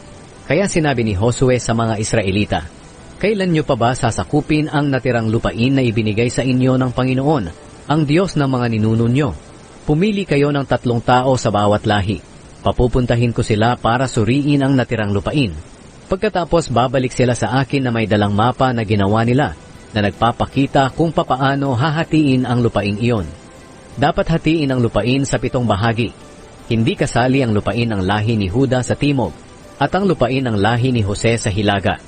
Pagkatapos madala ang mapa sa akin, magpapalabunutan agad ako sa presensya ng Panginoon na ating Diyos, kung kaninong lahi mapupunta ang bawat bahagi ng lupain. Pero ang mga Levita ay hindi papartihan ng lupa, dahil ang bahagi nila ay ang paglilingkod sa Panginoon bilang mga pari. Ang mga lahi ni Gad, Ruben, at ang kalahating lahi ni Manase ay nakatanggap na ng mga bahagi nilang lupain sa silangan ng Hordan, na ibinigay sa kanila ni Moises na lingkod ng Panginoon. Nang papaalis na ang mga napiling tao, sinabi ni Josue sa kanila, "Suriin niyo ang buong lupain at gawan niyo ito ng mapa. Pagkatapos, bumalik kayo rito sa akin sa Shilo, dahil magpapalabunutan agad ako sa presensya ng Panginoon kung kaninong lahi mapupunta ang bawat bahagi ng lupain." Kaya lumakad ang mga tao para suriin ang buong lupain. Pagkatapos, ginawan nila ito ng mapa, na ang lupay nahati sa 7 bahagi, at inilista nila ang mga bayan at baryo na sakop ng bawat bahagi. Pagkatapos, bumalik sila kay Josue sa Shilo. At pagkatapos magpalabunutan sa presensya ng Panginoon, binigyan ni Josue ng bahagi ang mga lahi ng Israel na walang lupain. Ang lupaing ibinigay sa lahi ni Benjamin. Ang unang bahagi ng lupain ay napunta sa lahi ni Benjamin. Nasa pagitan ito ng mga lupaing ibinigay noon sa lahi ni Huda at sa mga lahi ni Jose. Ang hangganan nito sa hilaga ay nagsisimula sa ilog ng Hordan, papunta sa hilagang libis ng Jericho. Pagkatapos, paahon ito sa kanluran sa mga kabundukan hanggang sa disyerto ng Bet-Aven. Mula roon, papunta ito sa libis na nasa bandang timog ng Luz na siyang Betel. Pagkatapos, pababa ito sa Atarot-Adar, sa bundok sa timog ng mababang Bet-Horon. Mula roon, papunta ito sa kanluran ng bundok na nakaharap sa Bet-Horon at papunta sa timog. Nagtapos ito sa Kiryat Baal na siyang Kiryat Jearim, isang bayan ng lahi ni Huda. Ito ang hangganan sa kanluran. Ang hangganan sa timog ay magmumula sa hangganan ng Kiryat Jearim. Mula roon, papunta ito sa kanluran sa mga bukal ng Neftoa. Pababa ito sa paanan ng bundok na nakaharap sa lambak ng Ben Hinnom. Ang lambak na ito ay nasa hilaga ng lambak ng Rephaim. Mula roon, papunta ito sa lambak ng Hinnom, sa timog na ng lungsod ng mga Jebuseo, pababa sa En-Rohel. Paliko agad ito pahilaga papuntang En-Shemesh, hanggang sa gelilot na nakaharap sa daang paahon ng Adumim. Pagkatapos, pababa ito sa bato ni Bohan na anak ni Ruben, at dumaraan sa hilagang libis na nakaharap sa lambak ng Hordan, pababa sa lambak mismo. Pagkatapos, papunta ito sa hilagang libis ng Bet-Hogla, at nagtapos ito sa hilagang daanan ng tubig ng dagat na patay, na siyang hangganan ng ilog ng Hordan sa timog. Ito ang hangganan sa timog. Ang ilog ng Hordan ay ang hangganan sa silangan. Iyon ang mga hangganan ng lupaing natanggap ng lahi ni Benjamin, ayon sa bawat sambahayan. Ang mga lungsod na natanggap ng lahi ni Benjamin. Ito ang mga lungsod na ibinigay sa lahi ni Benjamin na hinati ayon sa bawat sambahayan: Jericho, Bet-Hogla, Emek-Keziz, Bet-Araba, Semaraim, Betel, Avim, Para, Ofra, Kefar-Amoni, Ofni at Geba. 12 bayan kasama ang mga baryo nito. Dagdag pa rito ay ang Gibeon, Rama, Beerot, Mizpa, Kefira, Moza, Rekem, Irpeel, Tarala, Zela, Haelef, Jebus na siyang Jerusalem, Gibeya at Kiryat Jearim. 14 na bayan kasama ang mga baryo nito. Ito ang natanggap ng lahi ni Benjamin na hinati-hati ayon sa bawat sambahayan.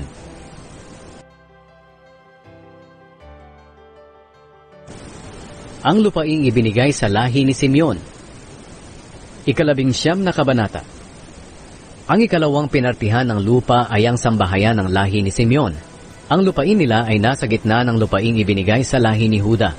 Kasama rito ang Beersheba, o Sheba, Molada, Hazar-Shual, Bala, Ezem, Eltolad, Betul, Horma, Ziklag, Bet-Markabot, Hazar-Susa, Bet-Lebawot, at Sharuhen. 13 bayan kasama ang mga baryo sa paligid nito. Dagdag pa rito ang Ayin, Rimon, Eter at Ashan. 4 na bayan kasama ang lahat ng mga baryo sa paligid nito, hanggang sa Baal at Beer, na siyang Rama sa Negev. Ito ang lupaing natanggap ng lahi ni Simeon na hinati-hati ayon sa bawat sambahayan. Ang ibang bahagi ng lupaing ito ay galing sa parte ng lahi ni Huda dahil ang ibinigay sa kanila ay sobrang maluwang para sa kanila. Kaya natanggap ng lahi ni Simeon ang kanilang lupain sa gitna ng lupain ng lahi ni Huda. Ang lupaing ibinigay sa lahi ni Zebulun. Ang ikatlong pinartihan ng lupa ay ang mga sambahayan ng lahi ni Zebulun. Ang hangganan ng lupain nila ay nagsimula sa Sarid. Mula roon papunta ito sa kanluran, sa Marala, sa Dabeshet, at patuloy sa daluyan ng tubig sa silangan ng Jokneam. Mula sa kabilang bahagi ng Sarid, papunta ito sa silangan sa hangganan ng Kislot Tabor, at patuloy sa Daberat hanggang sa Japhia. Mula roon papunta ito sa silangan sa Gath-Hefer, sa Etkazin, sa Rimon, at paliko papuntang Nea. Ang hangganan ng Zebulun sa hilaga ay dumaraan sa Hanaton at nagtatapos sa lambak ng Ifta-El. Lahat ay 12 bayan, kasama ang mga baryo sa paligid nito. Kasama rin ang mga bayan ng Katat, Nahalal, Shimron, Idala at Bethlehem. Ito ang mga bayan at baryo na natanggap ng lahi ni Zebulun na hinati ayon sa bawat sambahayan. Ang lupaing ibinigay sa lahi ni Isakar. Ang ikaapat na pinartihan ng lupa ay ang mga sambahayan ng lahi ni Isakar. Ito ang mga lungsod na sakop nila: Jezreel, Kesulot, Shunem, Haparaim, Shion, Anaharat, Rabit, Kishon, Ebez, Remet, Enganim, Enhada, at Bet-Pazes. Ang hangganan ng lupain ay umaabot sa Tabor, Shahazuma, at sa Bet-Shemesh, at nagtatapos sa ilog ng Hordan. 16 na bayan lahat kasama ang mga baryo sa paligid nito. Ito ang mga bayan at baryo na natanggap ng lahi ni Isakar, na hinati ayon sa bawat sambahayan. Ang lupaing ibinigay sa lahi ni Asher. Ang ikalimang pinartihan ng lupa ay ang mga sambahayan ng lahi ni Asher. Ito ang mga bayan na sakop nila: Helkat, Hali, Beten, Akshaf, Alamelek, Amad, at Mishal. Ang hangganan nitong lupain sa kanluran ay umaabot sa Carmel at Shihor-Libnat. Paliko ito pasilangan papuntang Bet-Dagon at umaabot sa Zebulun at sa lambak ng Ifta-El. Pagkatapos papunta ito sa hilaga papuntang Bet-Emek at Niel. Papunta pa ito sa hilaga hanggang Kabul, Ebron, Rehob, Hamon, Kana, at hanggang sa malaking Sidon. Pagkatapos, liliko ito patungong Rama at sa napapadirang bayan ng Tyre, at papuntang Hosa, at nagtatapos sa dagat ng Mediteraneo. Ang iba pang mga bayan na sakop nila ay ang Mehebel, Akzib, Uma, Afek, at Rehob, 22 bayan lahat, kasama ang mga bayan sa paligid nito. Ito ang mga bayan at baryo na natanggap ng lahi ni Asher na hinati ayon sa bawat sambahayan. Ang lupaing ibinigay sa lahi ni Naphtali. Ang ika-6 na pinartihan ng lupa ay ang mga sambahayan ng lahi ni Naphtali. Ang hangganan ng lupain nila ay nagsimula sa Helef at sa puno ng Terebinto sa Zaananim, papuntang Adami Nekeb at Jabneel, hanggang sa Lakum, at nagtapos sa ilog ng Hordan. Mula roon, paliko ito sa kanluran papuntang Aznot Tabor, pagkatapos sa Hukok, hanggang sa hangganan ng Zebulun sa timog, sa hangganan ng Asher sa kanluran, at sa ilog ng Hordan sa silangan. Ang mga napapadirang lungsod na sakop ng lupaing ito ay ang Zidim, Zer, Hamat, Rakat, Kineret, Adama, Rama, Hazor, Kedesh, Edrei, En-Hazor, Iron, Migdal-El, Horem, Bet-Anat, at Bet-Shemesh. 19 na bayan lahat, kasama ang mga baryo sa paligid nito. Iyon ang mga bayan at baryo na natanggap ng lahi ni Naphtali, na hinati ayon sa bawat sambahayan. Ang lupaing ibinigay sa angkan ni Dan. Ang ika-7 pinartihan ng lupa ay ang mga sambahayan ng lahi ni Dan. Ito ang mga bayan na sakop nila: Zora, Estaol, Irshemes, Shaalabin, Ayalon, Itla, Elon, Timna, Ekron, Elteke, Gibeton, Baalat, Jehud, Bene-Berak, Gatrimon, Meharkon, at Rakon, pati rin ang lupain na nakaharap sa Jopa. Nahirapan ang mga lahi ni Dan sa pag-agaw ng lupain nila, kaya nilusob nila ang Leshem at pinatay ang mga naninirahan dito. Naagaw nila ito at doon sila tumira. Pinalitan nila ang pangalan nito ng Dan, ayon sa pangalan ng ninuno nilang si Dan. Ito ang mga bayan at baryo na natanggap ng lahi ni Dan, na hinati ayon sa bawat sambahayan. Ang lupaing ibinigay kay Josue. Pagkatapos hatiin ng mga Israelita ang lupain nila, binigyan nila si Josue na anak ni Nun ng bahagi niya. Ayon sa iniutos ng Panginoon, ibinigay nila sa kanya ang bayan na hinihiling niya, ang Timnath Sera sa kabundukan ng Ephraim. Ipinatayo niyang muli ang bayan at doon tumira. Ang naghati-hati ng lupain ay sina Eleazar na pari, Josue na anak ni Nun, at ang mga pinuno ng bawat lahi ng Israel. Ginawa nila ito sa pamamagitan ng palabunutan sa presensya ng Panginoon sa pintuan ng toldang tipanan doon sa Shilo. Kaya natapos na ang paghahati ng lupain. Ang mga lungsod na tanggulan. 20 kabanata. At sinabi ng Panginoon kay Josue, sabihin mo sa mga Israelita na pumili sila ng mga lungsod na tanggulan ayon sa sinabi ko noon sa inyo, sa pamamagitan ni Moises. Ang taong nakapatay ng hindi sinasadya ay maaaring makakatakas roon at makapagtago mula sa mga taong gustong gumanti sa kanya. Maaari siyang magtago sa isa sa mga lungsod na ito. Haharap siya sa tagapamahala na naroon sa pintuan ng lungsod at magpapaliwanag tungkol sa nangyari. Pagkatapos papapasukin siya at doon patitirahin. Kung hahabulin siya roon ang gustong gumanti sa kanya, hindi siya ibibigay ng mga naninirahan doon. Kakampihan nila siya dahil hindi niya sinadya ang pagpatay sa kanyang kapwa at napatay niya ito hindi dahil sa kanyang galit. Mananatili siya sa lungsod na iyon hanggang madinig ang kaso niya sa harapan ng kapulungan at hanggang hindi pa namamatay ang punong pari na naglilingkod ng panahong iyon. Pagkatapos makakauwi na siya sa kanila. Kaya pinili nila ang Kedesh sa Galilea sa kabundukan ng Naphtali, ang Shechem sa kabundukan ng Ephraim at ang Kiryat Arba na siyang Hebron sa kabundukan ng Huda. Sa silangan ng ilog ng Jordan at ng Jericho, pinili nila ang Bezer sa disyerto sa talampas na sakop ng lahi ni Ruben, ang Ramot sa Gilead na sakop ng lahi ni Gad, at ang Golan sa Bashan na sakop ng lahi ni Manase. Ito ang mga lungsod na tanggulan na pinili para sa mga Israelita at sa mga dayuhang naninirahang kasama nila. Ang sino mang makapatay ng hindi sinasadya ay maaaring tumakas papunta sa mga lungsod na ito para hindi siya mapatay ng mga gustong gumanti sa kanya habang hindi pa dinidinig ang kaso niya sa harapan ng kapulungan. Ang mga bayan para sa mga Levita. 21 kabanata. Ang mga pinuno ng mga Levita ay pumunta kina Eleazar na pari, Josue na anak ni Nun, at sa mga pinuno ng bawat lahi ng Israel doon sa Shilo, sa lupain ng Kanaan.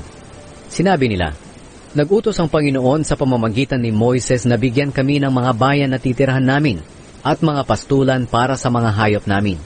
Kaya ayon sa iniutos ng Panginoon, binigyan ang mga Levita ng mga bayan at mga pastulan mula sa mga lupain ng mga Israelita.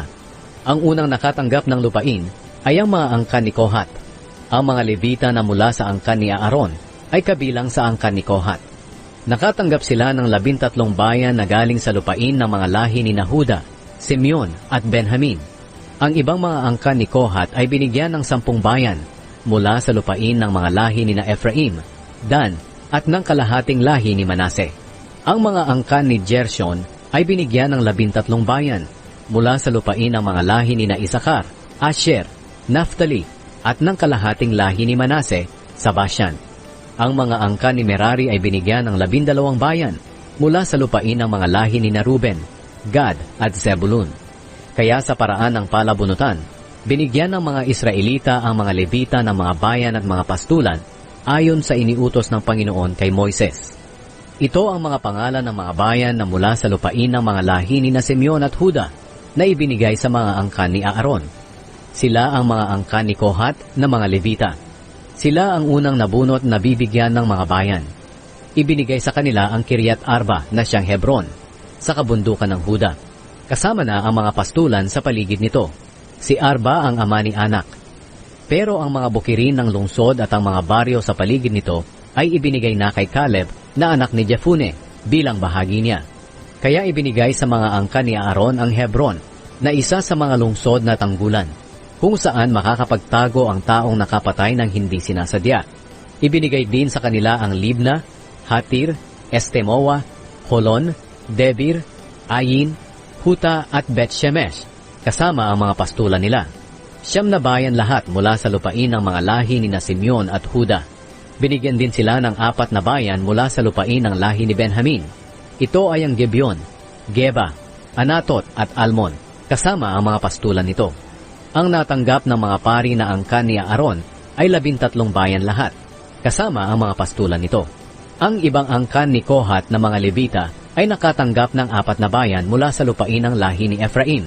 Ito ay ang Shechem sa kabundukan ng Ephraim na isa sa mga lungsod na tanggulan, kung saan makakapagtago ang tao na nakapatay ng hindi sinasadya. Ang Gezer, Kibzaim at Bet-Horon, kasama ang mga pastulan nito. Binigyan din sila ng 4 na bayan mula sa lupain ng lahi ni Dan. Ito ay ang Elteke, Gibeton, Ayalon at Gatrimon, kasama ang mga pastulan nito. At mula naman sa lupain ng kalahating lahi ni Manase sa kanluran, natanggap nila ang 2 bayan, ang Taanak at Gatrimon, kasama ang mga pastulan nito. Ang natanggap ng ibang mga angkan ni Kohat ay 10 bayan lahat, kasama ang mga pastulan nito. Ang mga angkan ni Gershon na mga Levita ay nakatanggap ng 2 bayan mula sa lupain ng kalahating lahi ni Manase sa silangan. Ito ay ang Golan sa Bashan, na isa sa mga lungsod na tanggulan, kung saan makakapagtago ang taong nakapatay ng hindi sinasadya. At ang Beeshtara, kasama ang mga pastulan nito. Binigyan din sila ng 4 na bayan mula sa lupain ng lahi ni Isakar. Ito ay ang Kishon, Daberat, Harmut, Enganim, kasama ang mga pastulan nito. At mula sa lupain ng lahi ni Asher, natanggap nila ang 4 na bayan, ang Mishal, Abdon, Helkat at Rehob, kasama ang mga pastulan nito. Binigyan pa sila ng 3 bayan mula sa lupain ng lahi ni Naphtali. Ito ay ang Kedesh sa Galilea, isa ito sa mga lungsod na tanggulan kung saan makakapagtago ang taong nakapatay ng hindi sinasadya. Ang Hamot-dor at ang Kartan, kasama ang mga pastulan nito. Ang natanggap ng mga angkan ni Gershon ay 13 bayan lahat, kasama ang mga pastulan nito. Ang mga natirang Levita, ang mga angkan ni Merari, ay nakatanggap ng 4 na bayan mula sa lupain ng lahi ni Zebulun. Ito ay ang Jokneam, Karta, Dimna, at Nahalal, kasama ang mga pastulan nito. Binigyan din sila ng 4 na bayan mula sa lupain ng lahi ni Ruben. Ito ay ang Bezer, Jahaj, Kedemot, at Mefaat, kasama ang mga pastulan nito. Binigyan din sila ng 4 na bayan mula sa lupain ng lahi ni Gad. Ito ay ang Ramot sa Gilead, na isa sa mga lungsod na tanggulan, kung saan makakapagtago ang taong nakapatay ng hindi sinasadya. Ang Mahanaim, Heshbon at Jazer, kasama ang mga pastulan nito. Ang natanggap ng mga angkan ni Merari na Levita ay 12 bayan lahat, kasama ang mga pastulan nito. Ang natanggap ng mga Levita na mula sa lupain na pagmamay-ari ng mga Israelita ay 48 bayan lahat, kasama ang kani-kanilang pastulan. Kaya ibinigay ng Panginoon sa Israel ang lahat ng lupain na ipinangako niya sa mga ninuno nila. Sinakop nila ang mga ito at doon nanirahan. Binigyan sila ng Panginoon ng kapahingahan sa mga kalaban nila sa paligid, ayon sa ipinangako ng Panginoon sa mga ninuno nila. Hindi sila natalo ng mga kalaban nila, dahil pinagtagumpay sila ng Panginoon sa lahat ng kalaban nila. Tinupad ng Panginoon ang lahat ng ipinangako niya sa mga mamamayan ng Israel.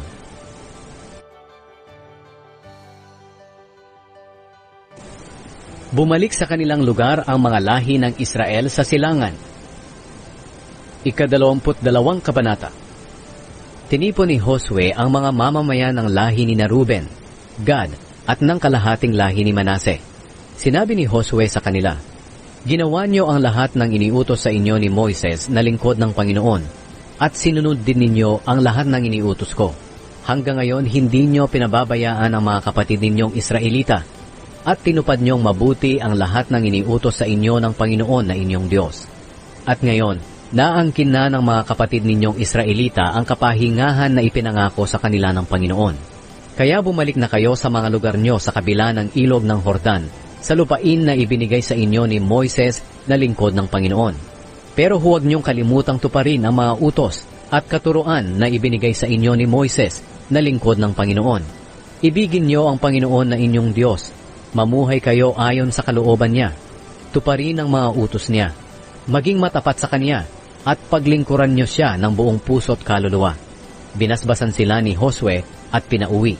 Ang kalahating lahi ni Manase ay binigyan ni Moises ng lupain sa Bashan, at ang kalahati pang angkan ay binigyan ni Josue ng lupain sa kanluran ng Hordan kasama ng ibang mga angkan.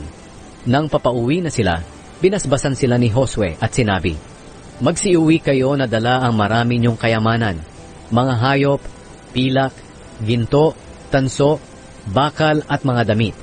Bigyan din ninyo ang inyong mga kamag-anak na mga nasamsam ninyo sa inyong mga kalaban." At umuwi na ang mga mamamayan ng lahi ni Ruben, Gad, at ang kalahating lahi ni Manase. Iniwan nila ang mga kapatid nilang Israelita sa Shilo, sa lupain ng Kanaan, at bumalik sa Gilead. Ang lupaing naging bahagi nila ayon sa iniutos ng Panginoon sa pamamagitan ni Moises. Pagdating nila sa Gelilot, malapit sa ilog ng Hordan, nagpatayo ang mga lahi ni Ruben, Gad at ang kalahating lahi ni Manase ng malaking altar. Ang lugar na ito ay sakop pa rin ng Kanaan. At nabalitaan ng ibang mga Israelita na nagpatayo ang lahi ni Ruben, Gad at kalahating lahi ni Manase ng altar sa hangganan ng Kanaan sa Gelilot, malapit sa ilog ng Hordan. Kaya nagtipon sila sa Shilo para makipaglaban sa kanila. Inutusan ng mga Israelita si Pinehas na anak ng paring si Eleazar na pumunta sa lahi ni Ruben, Gad at kalahating lahi ni Manase. May kasama siyang 10 pinuno mula sa bawat lahi ng Israel. Bawat isa sa kanila ay mga pinuno ng mga sambahayan ng lahi nila. Pagdating nila sa Gilead, sinabi nila sa lahi ni Ruben, Gad at sa kalahating lahi ni Manase, "Gustong malaman ng buong mamamayan ng Panginoon kung bakit kayo tumalikod sa Diyos ng Israel. Nagrebelde kayo sa Panginoon sa pagpapatayo nyo ng altar para sa sarili ninyo. Hindi kayo sumusunod sa Kanya. Nakalimutan nyo na ba ang kasalanan natin doon sa Peor? Dahil doon pinadalhan tayo ng Panginoon ng salot at hanggang ngayon ay nagtitiis pa tayo. Hindi pa ba tayo natuto sa kamaliang iyon? At ngayon, nagtangka pa kayong tumalikod sa Panginoon. Kung magre-rebelde pa kayo sa Kanya sa araw na ito, bukas ay magagalit siya sa buong bayan ng Israel. Kaya kung ang lupain nyo ay hindi karapat-dapat na pagsambahan, tumawid kayo rito sa amin, sa lupain ng Panginoon, kung saan naroon ang tolda na pinagsasambahan sa Kanya, at doon na kayo tumira.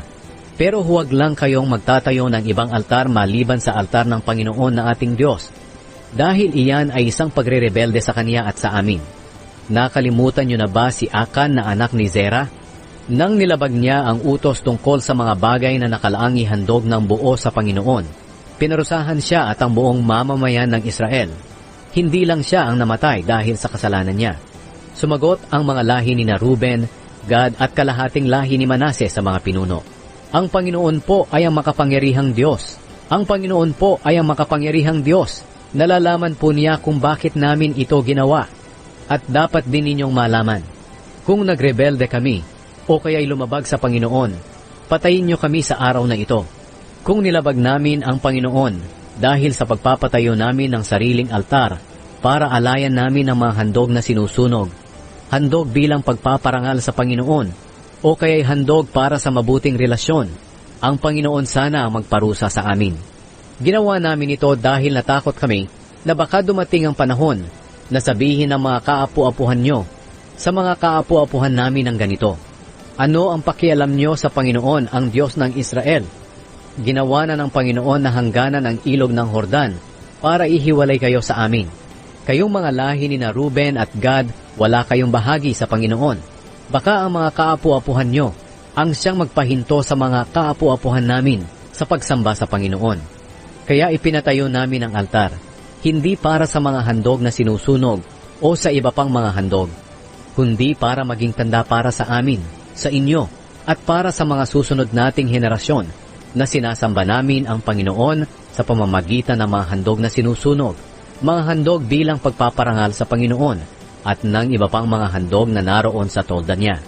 Kaya hindi makapagsasabi ang mga kaapu-apuhan nyo sa mga kaapu-apuhan namin ang ganito, 'Wala kayong pakialam sa Panginoon.' At kung mangyari nga na sabihin nila ito sa mga kaapu-apuhan namin, sasagutin sila ng kaapu-apuhan namin, 'Tingnan nyo, Nagpatayo ang mga ninuno namin ng altar, gaya ng altar ng Panginoon, hindi para pag-alayan ng mga handog na sinusunog at ng iba pang mga handog, kundi upang maging paalala para sa amin at sa inyo na isang Diyos lamang ang ating sinasamba. Hindi namin magagawa na magrebelde o sumuway sa Panginoon sa pamamagitan ng pagpapatayo namin ng sariling altar para pag-alayan ng mga handog na sinusunog, mga handog bilang pagpaparangal sa Panginoon at ng iba pang mga handog. Hindi namin ipagpapalit ang altar ng Panginoon na ating Diyos na nandoon sa harap ng kanyang tolda. Natuwa sina Finehas na pari at ang mga pinuno ng mga pamilya ng mga Israelita nang marinig nila ang sinabi ng mga lahi ni Ruben, Gad at ng kalahating lahi ni Manase. Kaya sinabi ni Finehas, anak ng paring si Eleazar, alam na namin ngayon na kasama natin ang Panginoon dahil hindi kayo nagrebelde sa Kanya. Niligtas niyo ang Israel sa parusa ng Panginoon. Pagkatapos, umuwi sa Kanaan si Finehas at ang mga pinuno, at sinabi nila sa mga Israelita ang pakikipag-usap nila sa mga lahi ni Ruben at Gad. Nang marinig nila ito, natuwa sila at nagpuri sa Diyos, at hindi na sila nagsalita tungkol sa paglusob sa lupain na tinitirhan ng mga lahi ni Ruben at Gad. Pinangalanan ng mga lahi ni Ruben at Gad ang altar na saksi, dahil sabi nila, saksi ito para sa ating lahat, na ang Panginoon ay Diyos. Ang habilin ni Josue sa mga Israelita. Ika-23 kabanata. Sa mahabang panahon, binigyan ng Panginoon ng kapahingahan ang Israel sa mga kalaban nila sa paligid. Matanda na si Josue, kaya ipinatawag niya ang lahat ng mamamayan ng Israel, kasama ang mga tagapamahala, mga pinuno, mga hukom, at mga opisyal ng Israel. Sinabi niya sa kanila, matanda na ako. Nakita niyo mismo ang lahat ng ginawa ng Panginoon na inyong Diyos sa mga bansang ito, alang-alang sa inyo. Ang Panginoon na inyong Diyos ang nakipaglaban para sa inyo. Pinaghati-hati ko na sa inyo bilang mana ng mga lahi niyo ang lahat ng lupain ng mga bansang nasakop natin, mula sa ilog ng Hordan sa silangan hanggang sa dagat ng Mediteraneo sa kanluran, pati na rin ang mga lupain ng mga bansang hindi pa natin nasasakop. Magiging inyo ang mga lupain nila, ayon sa ipinangako sa inyo ng Panginoon na inyong Diyos. Itataboy sila ng Panginoon na inyong Diyos mismo. Tatakas sila habang nilulusob ninyo. Magpakatatag kayo at tuparin niyong mabuti ang lahat ng nakasulat sa aklat ng kautusan ni Moises. Huwag niyo itong itakwil. Huwag kayong makikiisa sa mga bayan na natitira pa sa karatig ninyo. At huwag ninyong babanggitin ang mga pangalan ng mga Diyos nila o kaya'y sumumpa sa pangalan ng mga ito. Huwag kayong sasamba o kaya'y maglilingkod sa kanila, kundi maging tapat kayo sa Panginoon na inyong Diyos, gaya ng ginagawa niyo hanggang ngayon. Itinaboy ng Panginoon ang malalaki at mga makapangyarihang bansa nang lusubin niyo sila, at hanggang ngayon wala pang kahit isa na nakatalo sa inyo.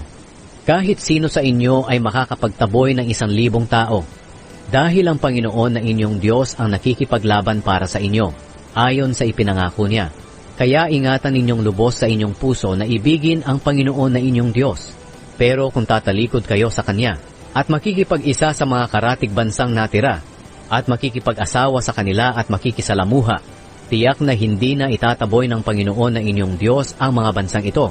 Sa halip, magiging mapanganib sila para sa inyo, gaya ng bitag, at magiging pahirap sila sa inyo gaya ng malupit na latigo kapag hinagupit kayo sa likod, o kaya'y tinik kapag tinusok ang mata ninyo. Mangyayari ito hanggang sa mamatay kayong lahat sa magandang lupain na ibinigay sa inyo ng Panginoon na inyong Diyos. Malapit na akong mamatay. Nalalaman nyo ng buong puso ninyo't kaluluwa na tinupad ng Panginoon na inyong Diyos ang lahat ng mabubuting bagay na ipinangako niya sa inyo. Wala kahit isa na hindi niya tinupad. Pero ngayon na tinupad ng Panginoon na inyong Diyos ang lahat ng mabubuting bagay na ipinangako niya sa inyo, tutuparin din niya ang parusa na babala niya sa inyo, hanggang sa malipol niya kayo rito sa magandang lupain na ibinigay niya sa inyo. Oo, mangyayari ito sa inyo kung lalabag kayo sa kasunduan ng Panginoon na inyong Diyos, at kung sasamba kayo at maglilingkod sa ibang mga Diyos. Talagang ipaparanas niya sa inyo ang kanyang galit, at malilipol agad kayo sa magandang lupain na ibinigay niya sa inyo. Muling nangako ang mga Israelita na tutuparin nila ang kasunduan ng Diyos. Ika-24 na kabanata. Tinipon ni Josue ang lahat ng lahi ng Israel sa Shechem. Tinawag niya ang mga tagapamahala, mga pinuno, mga hukom, at mga opisyal ng Israel, at lumapit sila sa presensya ng Diyos. Sinabi ni Josue sa lahat ng tao, "Ito ang sinasabi ng Panginoon, ang Diyos ng Israel. Noon ang mga ninuno nyo ay nakatira sa kabila ng ilog ng Euphrates at sumamba sa ibang mga Diyos-Diyosan. Isa sa kanila ay si Tera na ama ni na Abraham at Nahor. Pero kinuha ko si Abraham sa lugar na iyon at pinapunta papunta sa lupain ng Kanaan at binigyan ng maraming lahi. Naging anak niya si Isaac at naging anak naman ni Isaac sina Esau at Jacob. Ibinigay ko kay Esau ang kabundukan ng Seir bilang bahagi niya. Pero si Jacob at ang mga anak niya ay pumunta sa Ehipto. Pagkatapos isinugo ko sina Moises at Aaron sa Ehipto at pinadalhan ko ng mga salot ang mga Ehipsyo at inilabas roon ang inyong mga ninuno. Pero nang makarating ang mga ninuno nyo sa dagat na pula, hinabol sila ng mga Ehipsyo na may mga kabayo at mga karwahe. Humingi ng tulong sa akin ng inyong mga ninuno at nilagyan ko ng kadiliman ng pagitan nila at ng mga Ehipsyo. At nilunod ko agad ang mga Ehipsyo sa dagat. Nakita mismo ng inyong mga ninuno ang ginawa ko sa mga Ehipsyo at tumira kayo sa disyerto ng mahabang panahon. Pagkatapos dinala ko kayo sa lupain ng mga Amoreyo sa silangan ng ilog ng Jordan. Nakipaglaban sila sa inyo, pero pinagtagumpay ko kayo sa kanila. Nilipol ko sila at nasakop nyo ang lupain nila. Pagkatapos nakipaglaban sa Israel ang hari ng Moab na si Balak na anak ni Zippor. Inutusan niya si Balaam na anak ni Beor na sumpain kayo. Pero hindi ko pinahintulutan si Balaam na gawin ito sa inyo. Sa halip binasbasan kayo ni Balaam at iniligtas ko kayo sa kamay ni Balak. Pagkatapos tumawid kayo sa ilog ng Jordan at nakarating sa Jericho. Nakipaglaban sa inyo ang mga taga-Jericho. Ganoon din ang mga Amoreyo, Perezeo, Cananeo, Heteo, Gergazeo, Hiveo at Jebuseo. Pinagtagumpay ko kayo laban sa kanila. Pinadalhan ko ng mga putakti ang 2 haring Amoreyo para itaboy sila bago pa kayo dumating. Nanalo kayo hindi dahil sa inyong mga espada at pana. Binigyan ko kayo ng lupaing hindi nyo pinaghirapan. Pinatira ko kayo sa mga lungsod na hindi kayo ang nagtatag. Kumakain kayo ngayon ng mga ubas at mga ulibo na hindi kayo ang nagtanim. Kaya ngayon, igalang nyo ang Panginoon at paglingkuran na may katapatan. Itakwil na ninyo ang mga Diyos-Diyos ang sinasamba noon ng mga ninuno nyo sa kabila ng ilog ng Euphrates at sa Ehipto, at maglingkod kayo sa Panginoon. Pero kung ayaw nyong maglingkod sa Panginoon, mamili kayo ngayon sa araw na ito kung sino ang paglilingkuran ninyo. Maglilingkod ba kayo sa mga Diyos na pinaglilingkuran ng mga ninuno nyo sa kabila ng ilog ng Euphrates, o sa mga Diyos ng mga Amoreyo na ang lupain ay tinitirhan nyo ngayon? Pero para sa akin at sa pamilya ko, maglilingkod kami sa Panginoon. Sumagot ang mga tao, "Wala sa isipan naming tumalikod sa Panginoon at maglingkod sa ibang mga Diyos. Ang Panginoon na ating Diyos mismo ang naglabas sa atin at sa mga ninuno natin sa pagkaalipin doon sa Ehipto. Nakita rin natin ang mga himalang ginawa niya. Iningatan niya tayo sa paglalakbay natin sa mga bansang dinadaanan natin. Itinaboy niya ang mga Amoreyo at ang ibang mga bansa na naninirahan sa mga lupaing ito. Kaya maglilingkod din kami sa Panginoon dahil siya ang Diyos namin."